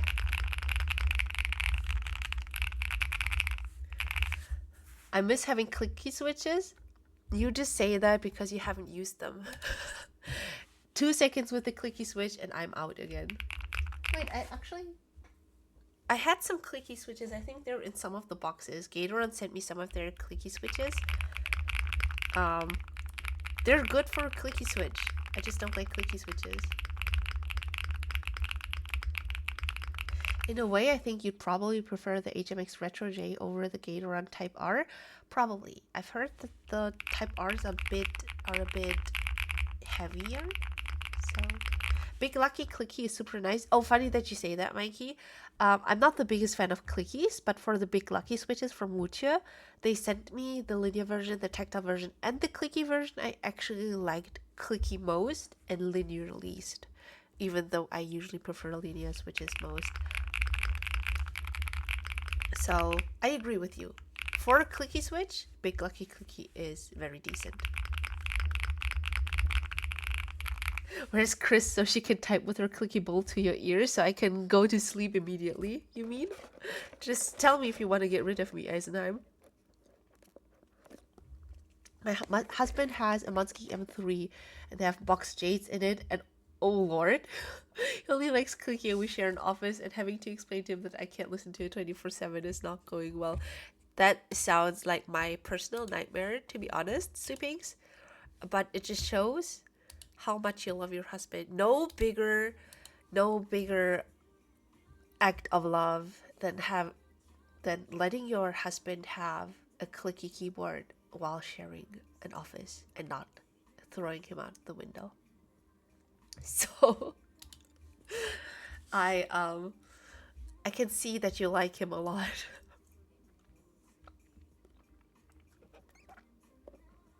I don't know what I would be doing if my boyfriend was using clickies in his keyboards. Because we have our desks in different rooms, but the apartment is not super big, so I can still hear him typing. I'm not sure what I would do if he was to use clickies 24/7. I think I'd go crazy. I might actually go crazy. Big Lucky Clicky sounds nice too. That depends on how much you like clickies, I would say. I don't hate clickies. It's just that my tolerance for clickies is... I reach my limit very fast. Every now and then using clickies is very it does have a bit of satisfaction to it to use clicky switches, but only for a very short amount of time. I think the thing is, I have some dedicated tactile boards, like my original Zoom64, for example. It's just built as a tactile board. I have linear boards because I love linears. I even have a silent board. I do not have a clicky board because I don't vibe with clickies like that. Hi Mochi, how you doing? Hi Rat Alter, thank you very much for the follow. That's a lovely colorway. I'm in love with it. I haven't had a purple board in forever. I just noticed there was a time in my life when I had a lot of purple boards, and then I got rid of them because I was like, I need to branch out. I need to get more colors. So I started with, blue and green and stuff. But now I just sold almost all of my purple boards. So I'm happy to finally have one back in my collection. Oh, hi, Nav. Hello, hello. Thank you very much for the raid. Hi, guys. Hi, Ruben. Hi, K-Tech. Thank you very much for the follow. How was your stream? Mikey told me that he helped you set up some things for the stream so you can start too. How is it going? Was it your first stream? Was it your very first stream? Thank you very much for the follows, guys. Wouldn't have been possible without Mikey. Thank you very much, Mikey, for giving the Keep community yet another streamer. That's exactly what we need, because it's been on a downwards trend. But 2026 apparently is the year of Keep streamers again, because Mikey started, Nav started, Chris started too. She's being more consistent as well. I'm here as well. So Nav will be the next big keyword streamer. I hope so. Nav, don't forget us when you get famous, okay?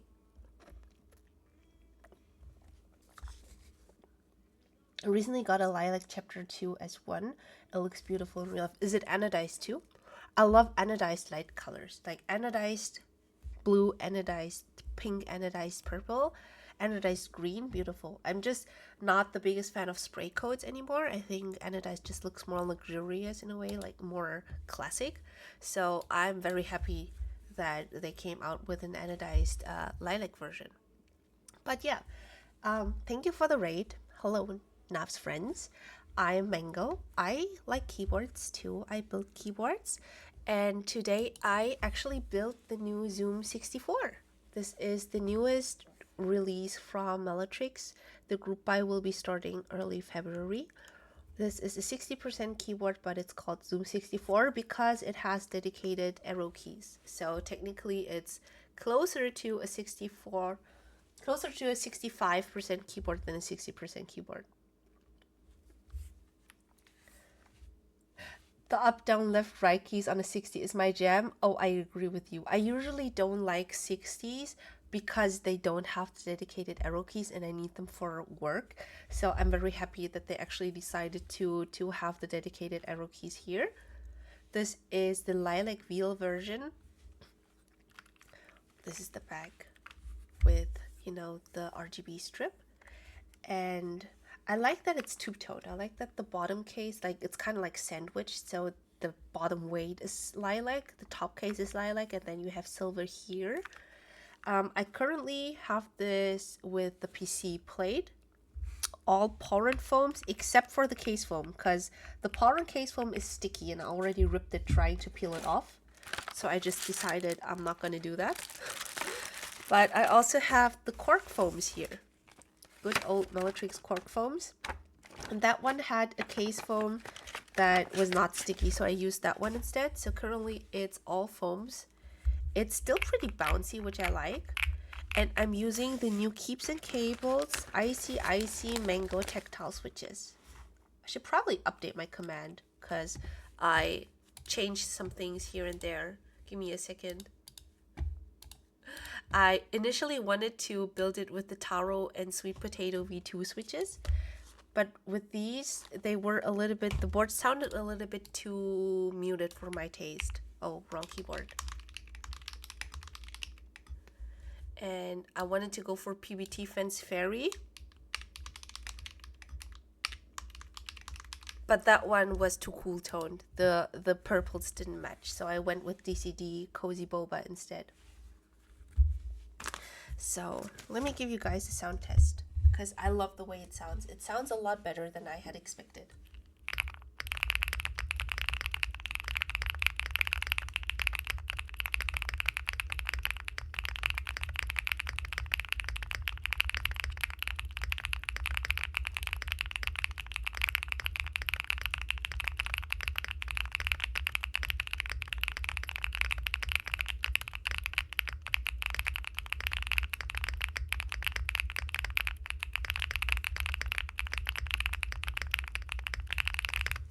I think it sounds amazing. So marbly, wow, different from other Zoom boards. I actually think this is closer to the other Zoom boards than the Dyna. Wait, actually have the Dyna here too because I showed it off earlier. This is the Zoom TKL Dyna and this is my currently favorite Zoom keyboard. I have built or tried and built. I have built the Zoom65 V3, Zoom 98, Zoom 75, the original one, Zoom 75 Taiga, and I've also tried the Zoom 65 V1 and this TKL Dyna. And so far, out of all the Zoom boards, the Dyna is actually my favorite because all the other Zoom boards are kind of muted, kind of like marbly creamy-ish in sound profile, which is great for something like an office environment. But for my personal builds at home, I like them to be a little bit louder. And look at this. Listen to this.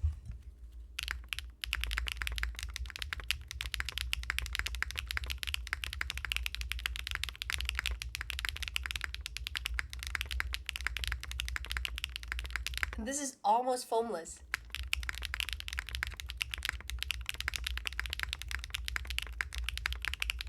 This is my absolutely favorite Zoom board so far because of the sound profile, because it's just so not Zoom-like. I think that's perfect, especially with the 7-unit spacebar. The pop in this one is insane. I love this board. I'm gonna rebuild it at some point because I want to get rid of the screen and the knob. I want to build this into a classic TKL, but it's definitely my favorite Zoom board so far because design-wise, it seems very similar to the 64. I was hoping for the 64 to have a sound profile that's closer to the Dyna, but I would say it's still closer to the original Zoom boards, which is not bad, but I was hoping for something else. But we will see because I received two, as you can see, 2 foam kits and also 2 plates from Meletrix. So tomorrow I will be streaming again actually, and I will be trying this board in different configurations. So I'll be removing some foams. I will try different foams. I will try the second plate, the FL4 plate. That's the plan for tomorrow. If you guys are interested in this board, feel free to stop by. Hi Hi, Fede. How you doing? Hello, Kevin. Really, while I'm working? You should do the same as some other people do. Just lurk while you work and have me yap into your ear as distraction. Okay, forget about Zoom64 because damn, what's that good sounding board currently active? This one?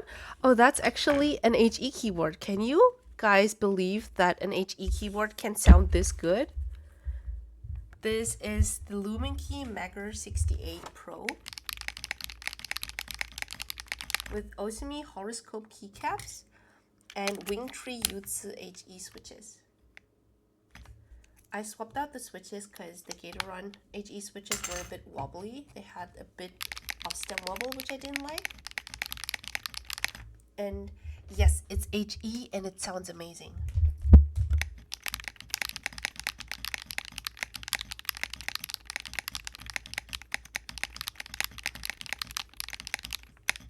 I genuinely have never seen an HE keyboard that sounds this good.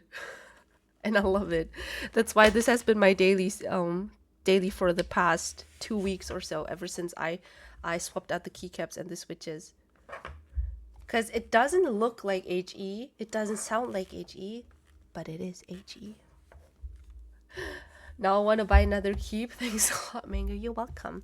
I like enabling people here. I like helping the community, the keep community and the keep economy. No, Mango, you mean that your HE board will sound good soon? Oh, my HE board will sound even better soon because Mike is working on his own HE switches and I'm more than excited for him to release them. Too late, there's no end game, no last keyboard, there's always a next keyboard. Hell yeah. Already, so in my server on Discord, there are a lot of people who are like, I'm done with keyboards, and then they get another one, and I feel like that's a theme in the hobby. So I was thinking about making something like a swear jar, kind of like a swear jar, but instead of a swear jar, it's a jar for people who say I'm done with keyboards and then get another one.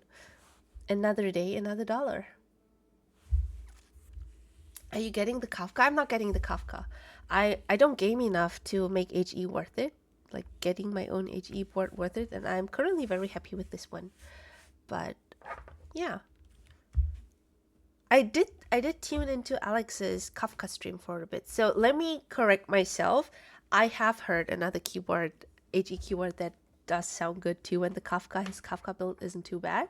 But personally, I think my HE board sounds pretty good too. It's not losing, even though it's much cheaper.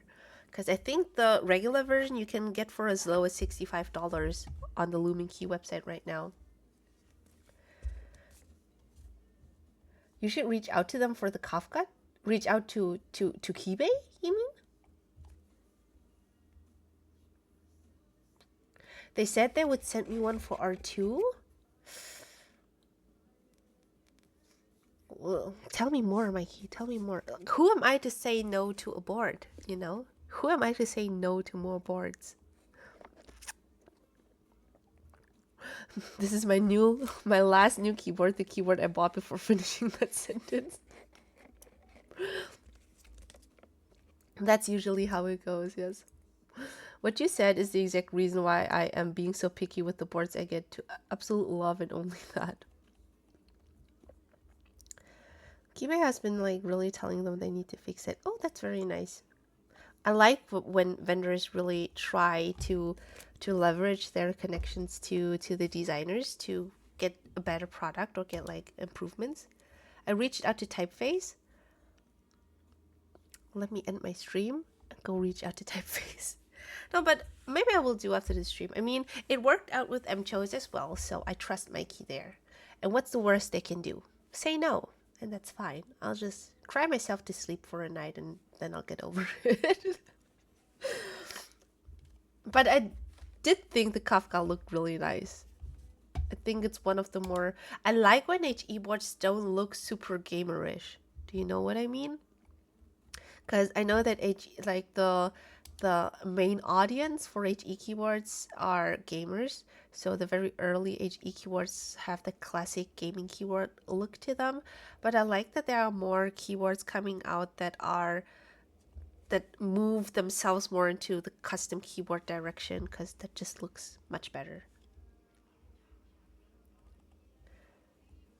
How do you like the horizontal knob? What are we calling it? I would call it a scrolling wheel. I'm not sure if you can call it a knob, call it whatever you want. I refer to it as a scrolling wheel for today. I don't mind the placement. I do think it's a good way to have like volume adjustment, for example, without sacrificing a key. The only thing I don't like about this is that it doesn't have any tactility to it. There's no tactility. You can probably not hear it, but usually with knobs you have like a little clicking, you know? You have the tactility when you turn it. You don't have that here. And I don't like it. I like my knobs to have tactility. Just for better control, better feel. Like if you adjust the volume, it helps to have like the clicking. That's the only thing I think where I would say this really bothers me about the board. Other than that, no complaints. I feel like I might hit the corner keys when I use it. Placement on the side might have been better. Oh yeah, here on the side possibly, but I don't think I would be using it with any other finger but my thumb. That just makes the most sense. And with the placement, I don't really press any other keys, so I don't mind the placement at all. Oh, and you cannot press it. Usually for knobs you can press it to mute, but that's not the case here, unfortunately. That's also something that I don't like. Me when tactility and clicky feel of high 75 knob. Oh yeah, high 75 knob is probably the most, like the clickiest and most tactile knob I've ever used. Gamerish keyboards are honestly overdone, played out. There's a lot of design languages to have you stand out. I can point to PC cases for an example. Oh, yeah, true. I am not the biggest fan of typical gamer designs as well. Just not my cup of tea. I think that's also how I started falling into the rabbit hole of keyboards, because I wanted my setup to look cute. And the only way to do that was by getting my own keyboard and customizing it. Before that, I was also using a classic gamer keyboard, you know, with the floating keys and the silver aluminum frame, the design.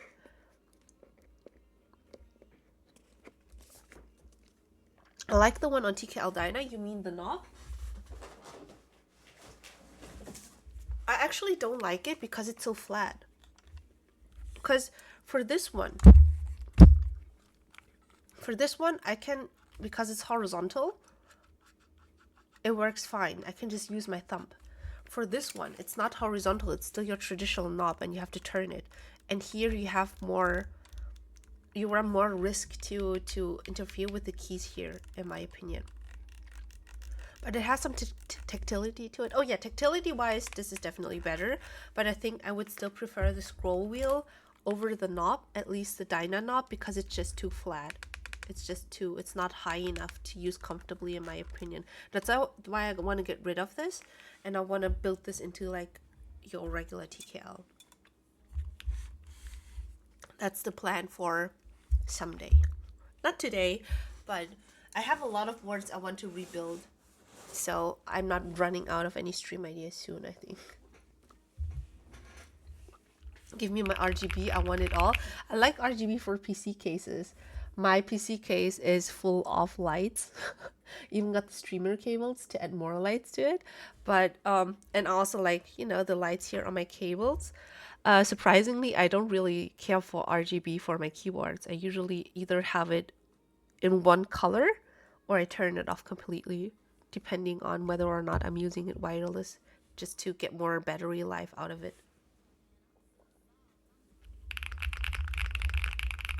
I'm so happy with the way it sounds already. It feels. I love the switches. Thank you, Keeps and Cables. I'm so happy with this.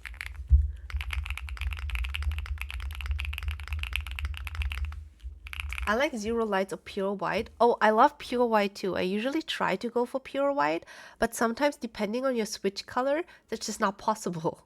Like depending on your switch color and also the RGB options, because sometimes you can adjust the hue and stuff and then you can kind of color correct, but sometimes you can only cycle between set colors and then there's no way to get it to white. For example, I think right now the light for this one is actually white, but because the switches are blue, it looks blue. But it should be the white one. It should be the white backlight. For some reason, my boyfriend, he has the same PC case now, and his RGB is all purple. And I love the way his case looks. I love the way his tower looks. But for some reason, when I try to play around with my colors, it just doesn't seem right. I tried so many different colors for this case, and it's just not scratching that itch. So currently, I have it set to all white. Okay. Let me see.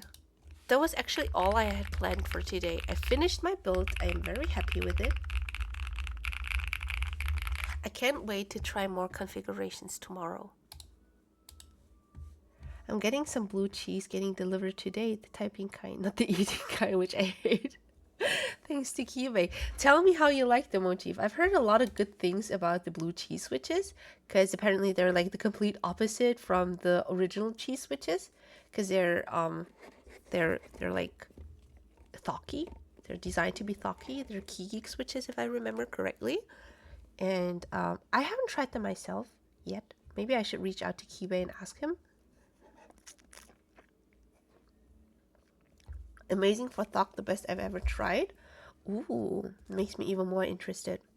I think that's something I really like about KeyGeek as a switch manufacturer.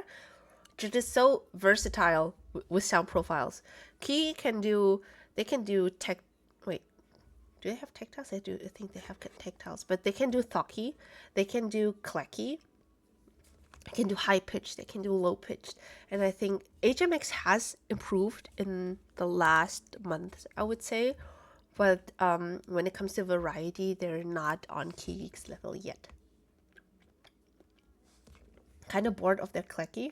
KeyGeek is the yin to HMX yang. Exactly, Eisenheim. I think there's no more popular keyboard switch manufacturers currently than KeyGeek and HMX. KeyGeek clack is kind of boring. Mikey, how dare you insult my Higambanas like that? I love my KeyGeek Higambanas. I like the KeyGeek Higambanas are probably my favorite KeyGeek switch so far. I just got my uni order of many KeyGeeks, got all of the little series, Witch, Elf, and Lucky. Ooh, which one is your favorite? I'm collecting ideas for my next Unikeys order, because it's been, I think, a month since my last one. So I'm collecting recommendations and ideas for my list. Which, okay, Wingtree. Wingtree tactiles though, right? Because you said in your stream that DY recommends the Wingtree tactiles over the linears. Don't sleep on Wingtree. I wouldn't. I have Wingtree switches in my HE ward, and I'm very happy with it.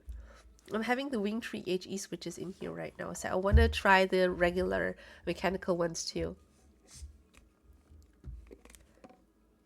DY says tactile. Tactile it shall be then. I'm gonna put them on my list. I don't mind their new linear. Which one is the new one? I need to note it down so I don't forget.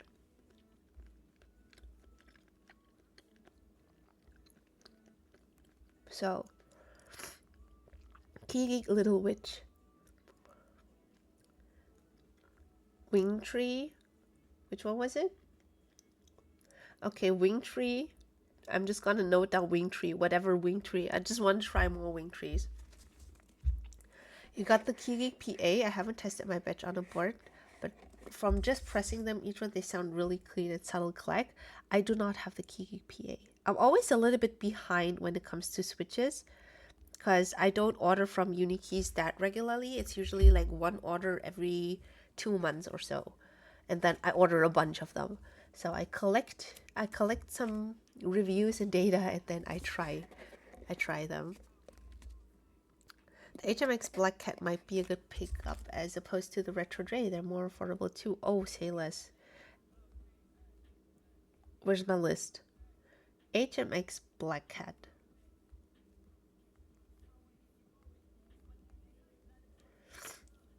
Beast on Golden Apple is interesting. Oh, Beast on Golden Apple. I want to use Beast on Golden Apple on PEI Play too. Piss Yellow and Piss Yellow. I just let DY choose for me whatever he wants to promote. You're better than me, Mikey. DY and I are past the point of being polite with each other. I just the first few times I was like, hey, am I allowed to go ham? And he was like, go ham all you want. So now we have the agreement that I go ham like every 2 months or so, as long as the switches are in stock.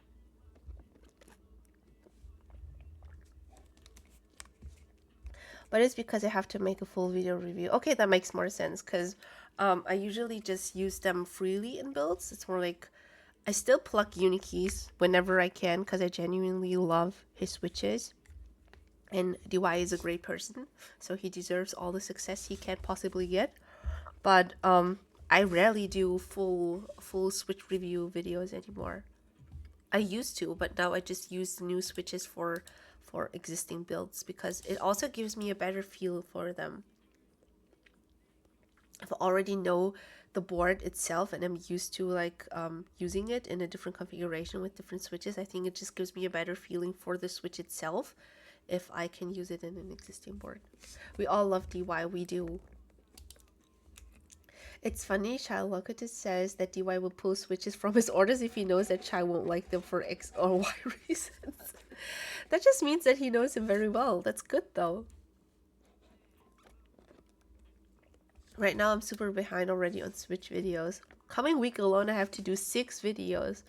Damn, like I still need to work on my NV70 video because the group buy is starting tomorrow. I will probably start film tomorrow before the stream and then edit it in on Monday or something and then upload it, I think. Those HMX Cosmic Purple look good. Oh, Cosmic Purple and Lunar Stone are probably currently my favorite Unikeys in-house switches. Those are pretty good. 6 videos in 1 week is a lot of editing. Mikey is just really speed running the creator life. I'm shocked how much he's filming and uploading. I'll be sleeping 4 hours a day this week. You have my respect. I respect the hustle, Mikey. I've become so lazy with filming and editing videos. I really need to pick up on it again. I have told myself I'll get more into it again for 2026 because of my inconsistency. My engagement has also been tanking, which is very sad. So I need to work that up again because Instagram is still my main platform. It's not Twitch, unfortunately. My main platform is still Instagram, so I need to work on that. Mikey can't catch a break. He should.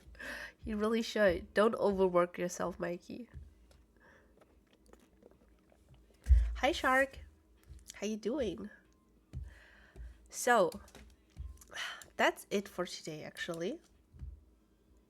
Do we have anybody we could raid? Let me see. Is any keyboard person online? Do we have anybody here?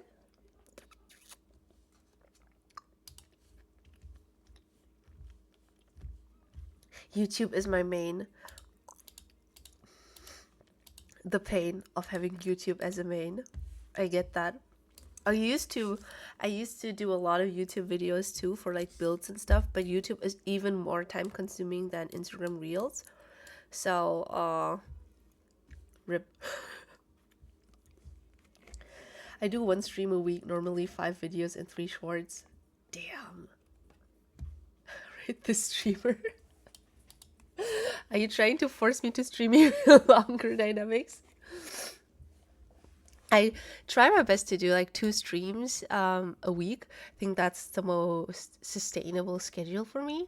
I plan to do like off schedule streams here and there in the future because I want to use my PC more for gaming and stuff probably, but I keep my keyboard streams to the weekends. And so far it has been working pretty well because I enjoy streaming, so I'm always looking forward to streaming. But I really need to pick up my Instagram videos. Rebuild Mr. Mango's PC without a phone. Maybe I can get him to, I can convince him to actually upgrade his rig, and then we can do the whole rebuild my boyfriend's PC again, part 2. I'm trying linears again today for the first time in ages, and I still dislike them so much. Swapped. It's okay. Linears are not for everyone. That's why we have tactiles as well, and clickies too, because everybody has different preferences here. Who has enough points to get rebuilt? I'm in for a PC build stream. I actually did one last week. K-Tech. I rebuilt. No, I didn't. I just sat next to him. My boyfriend rebuilt his PC on stream last week. Because I had a leftover case and fans and AIO, so I gave it to him, and he rebuilt his entire PC. I'm saving up the points to press rebuild one day Mango is ending stream. You wouldn't be the first one, Mikey. You wouldn't be the first one. It's okay. It's okay though. That's why I have to. That's why I have that option. Surprise me. Surprise me. Oh, the VOD is still up though. The VOD is still up. Maybe I can convince him to upgrade his entire rig at some point. He was also hired to build a PC for somebody else, but I'm not sure if he's going to do it here. Maybe I can convince him to let me stream it too, so he can take over again. Mr. Mango take the wheel, and then we can have another PC build stream.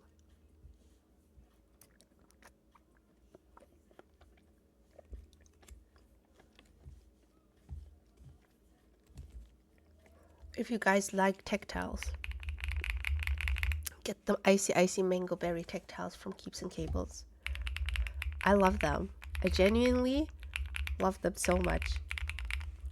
They just hit the spot for me. They just hit the spot for me because they're not too heavy.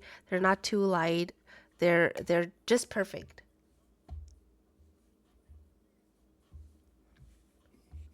Stream tweaking? What happened? Am I back? Was that me? Was that me or was that Twitch? That's my sign. That's my sign. Gotta go. That's my sign. Gotta go, guys. I need to. It's probably on my end. I always run into some issues while streaming. It's fine. Embrace the scuff. But actually need to. Let me see. I need to cook dinner. We haven't had dinner yet. We had a little bit of lunch before starting stream and getting ready for stream. We haven't had dinner yet, so I will go have dinner with my boyfriend. She might have same bad internet as Nico. Yeah, internet in Germany isn't great, so. Is it working now? Am I back? Is it working?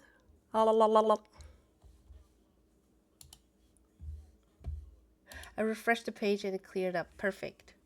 Bitrate was gone, probably. I'm sorry, guys. I'm so sorry.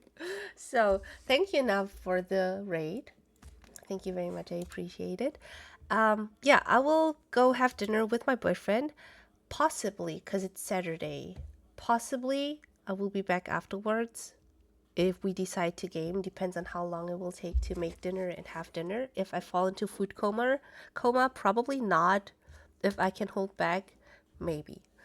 But if not, we will see each other again tomorrow. I'll be back tomorrow with more Zoom64 content, with more configurations. So I hope you guys will stop by tomorrow again. But we still need somebody to raid. Otherwise, we will go look at ducks.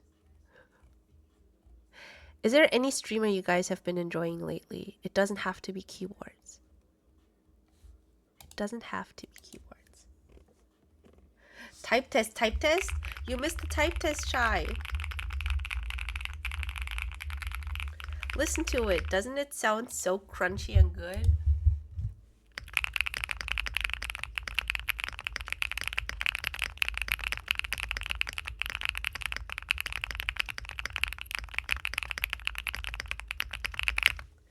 Probably one of my new favorite tactile switches. Mango berry tactile switches. Icy mango berry tactile switches. Note that down, guys. Get them from Keeps and Cables. Okay, so who could we raid? Let me see. If not, we're just gonna look at ducks, guys.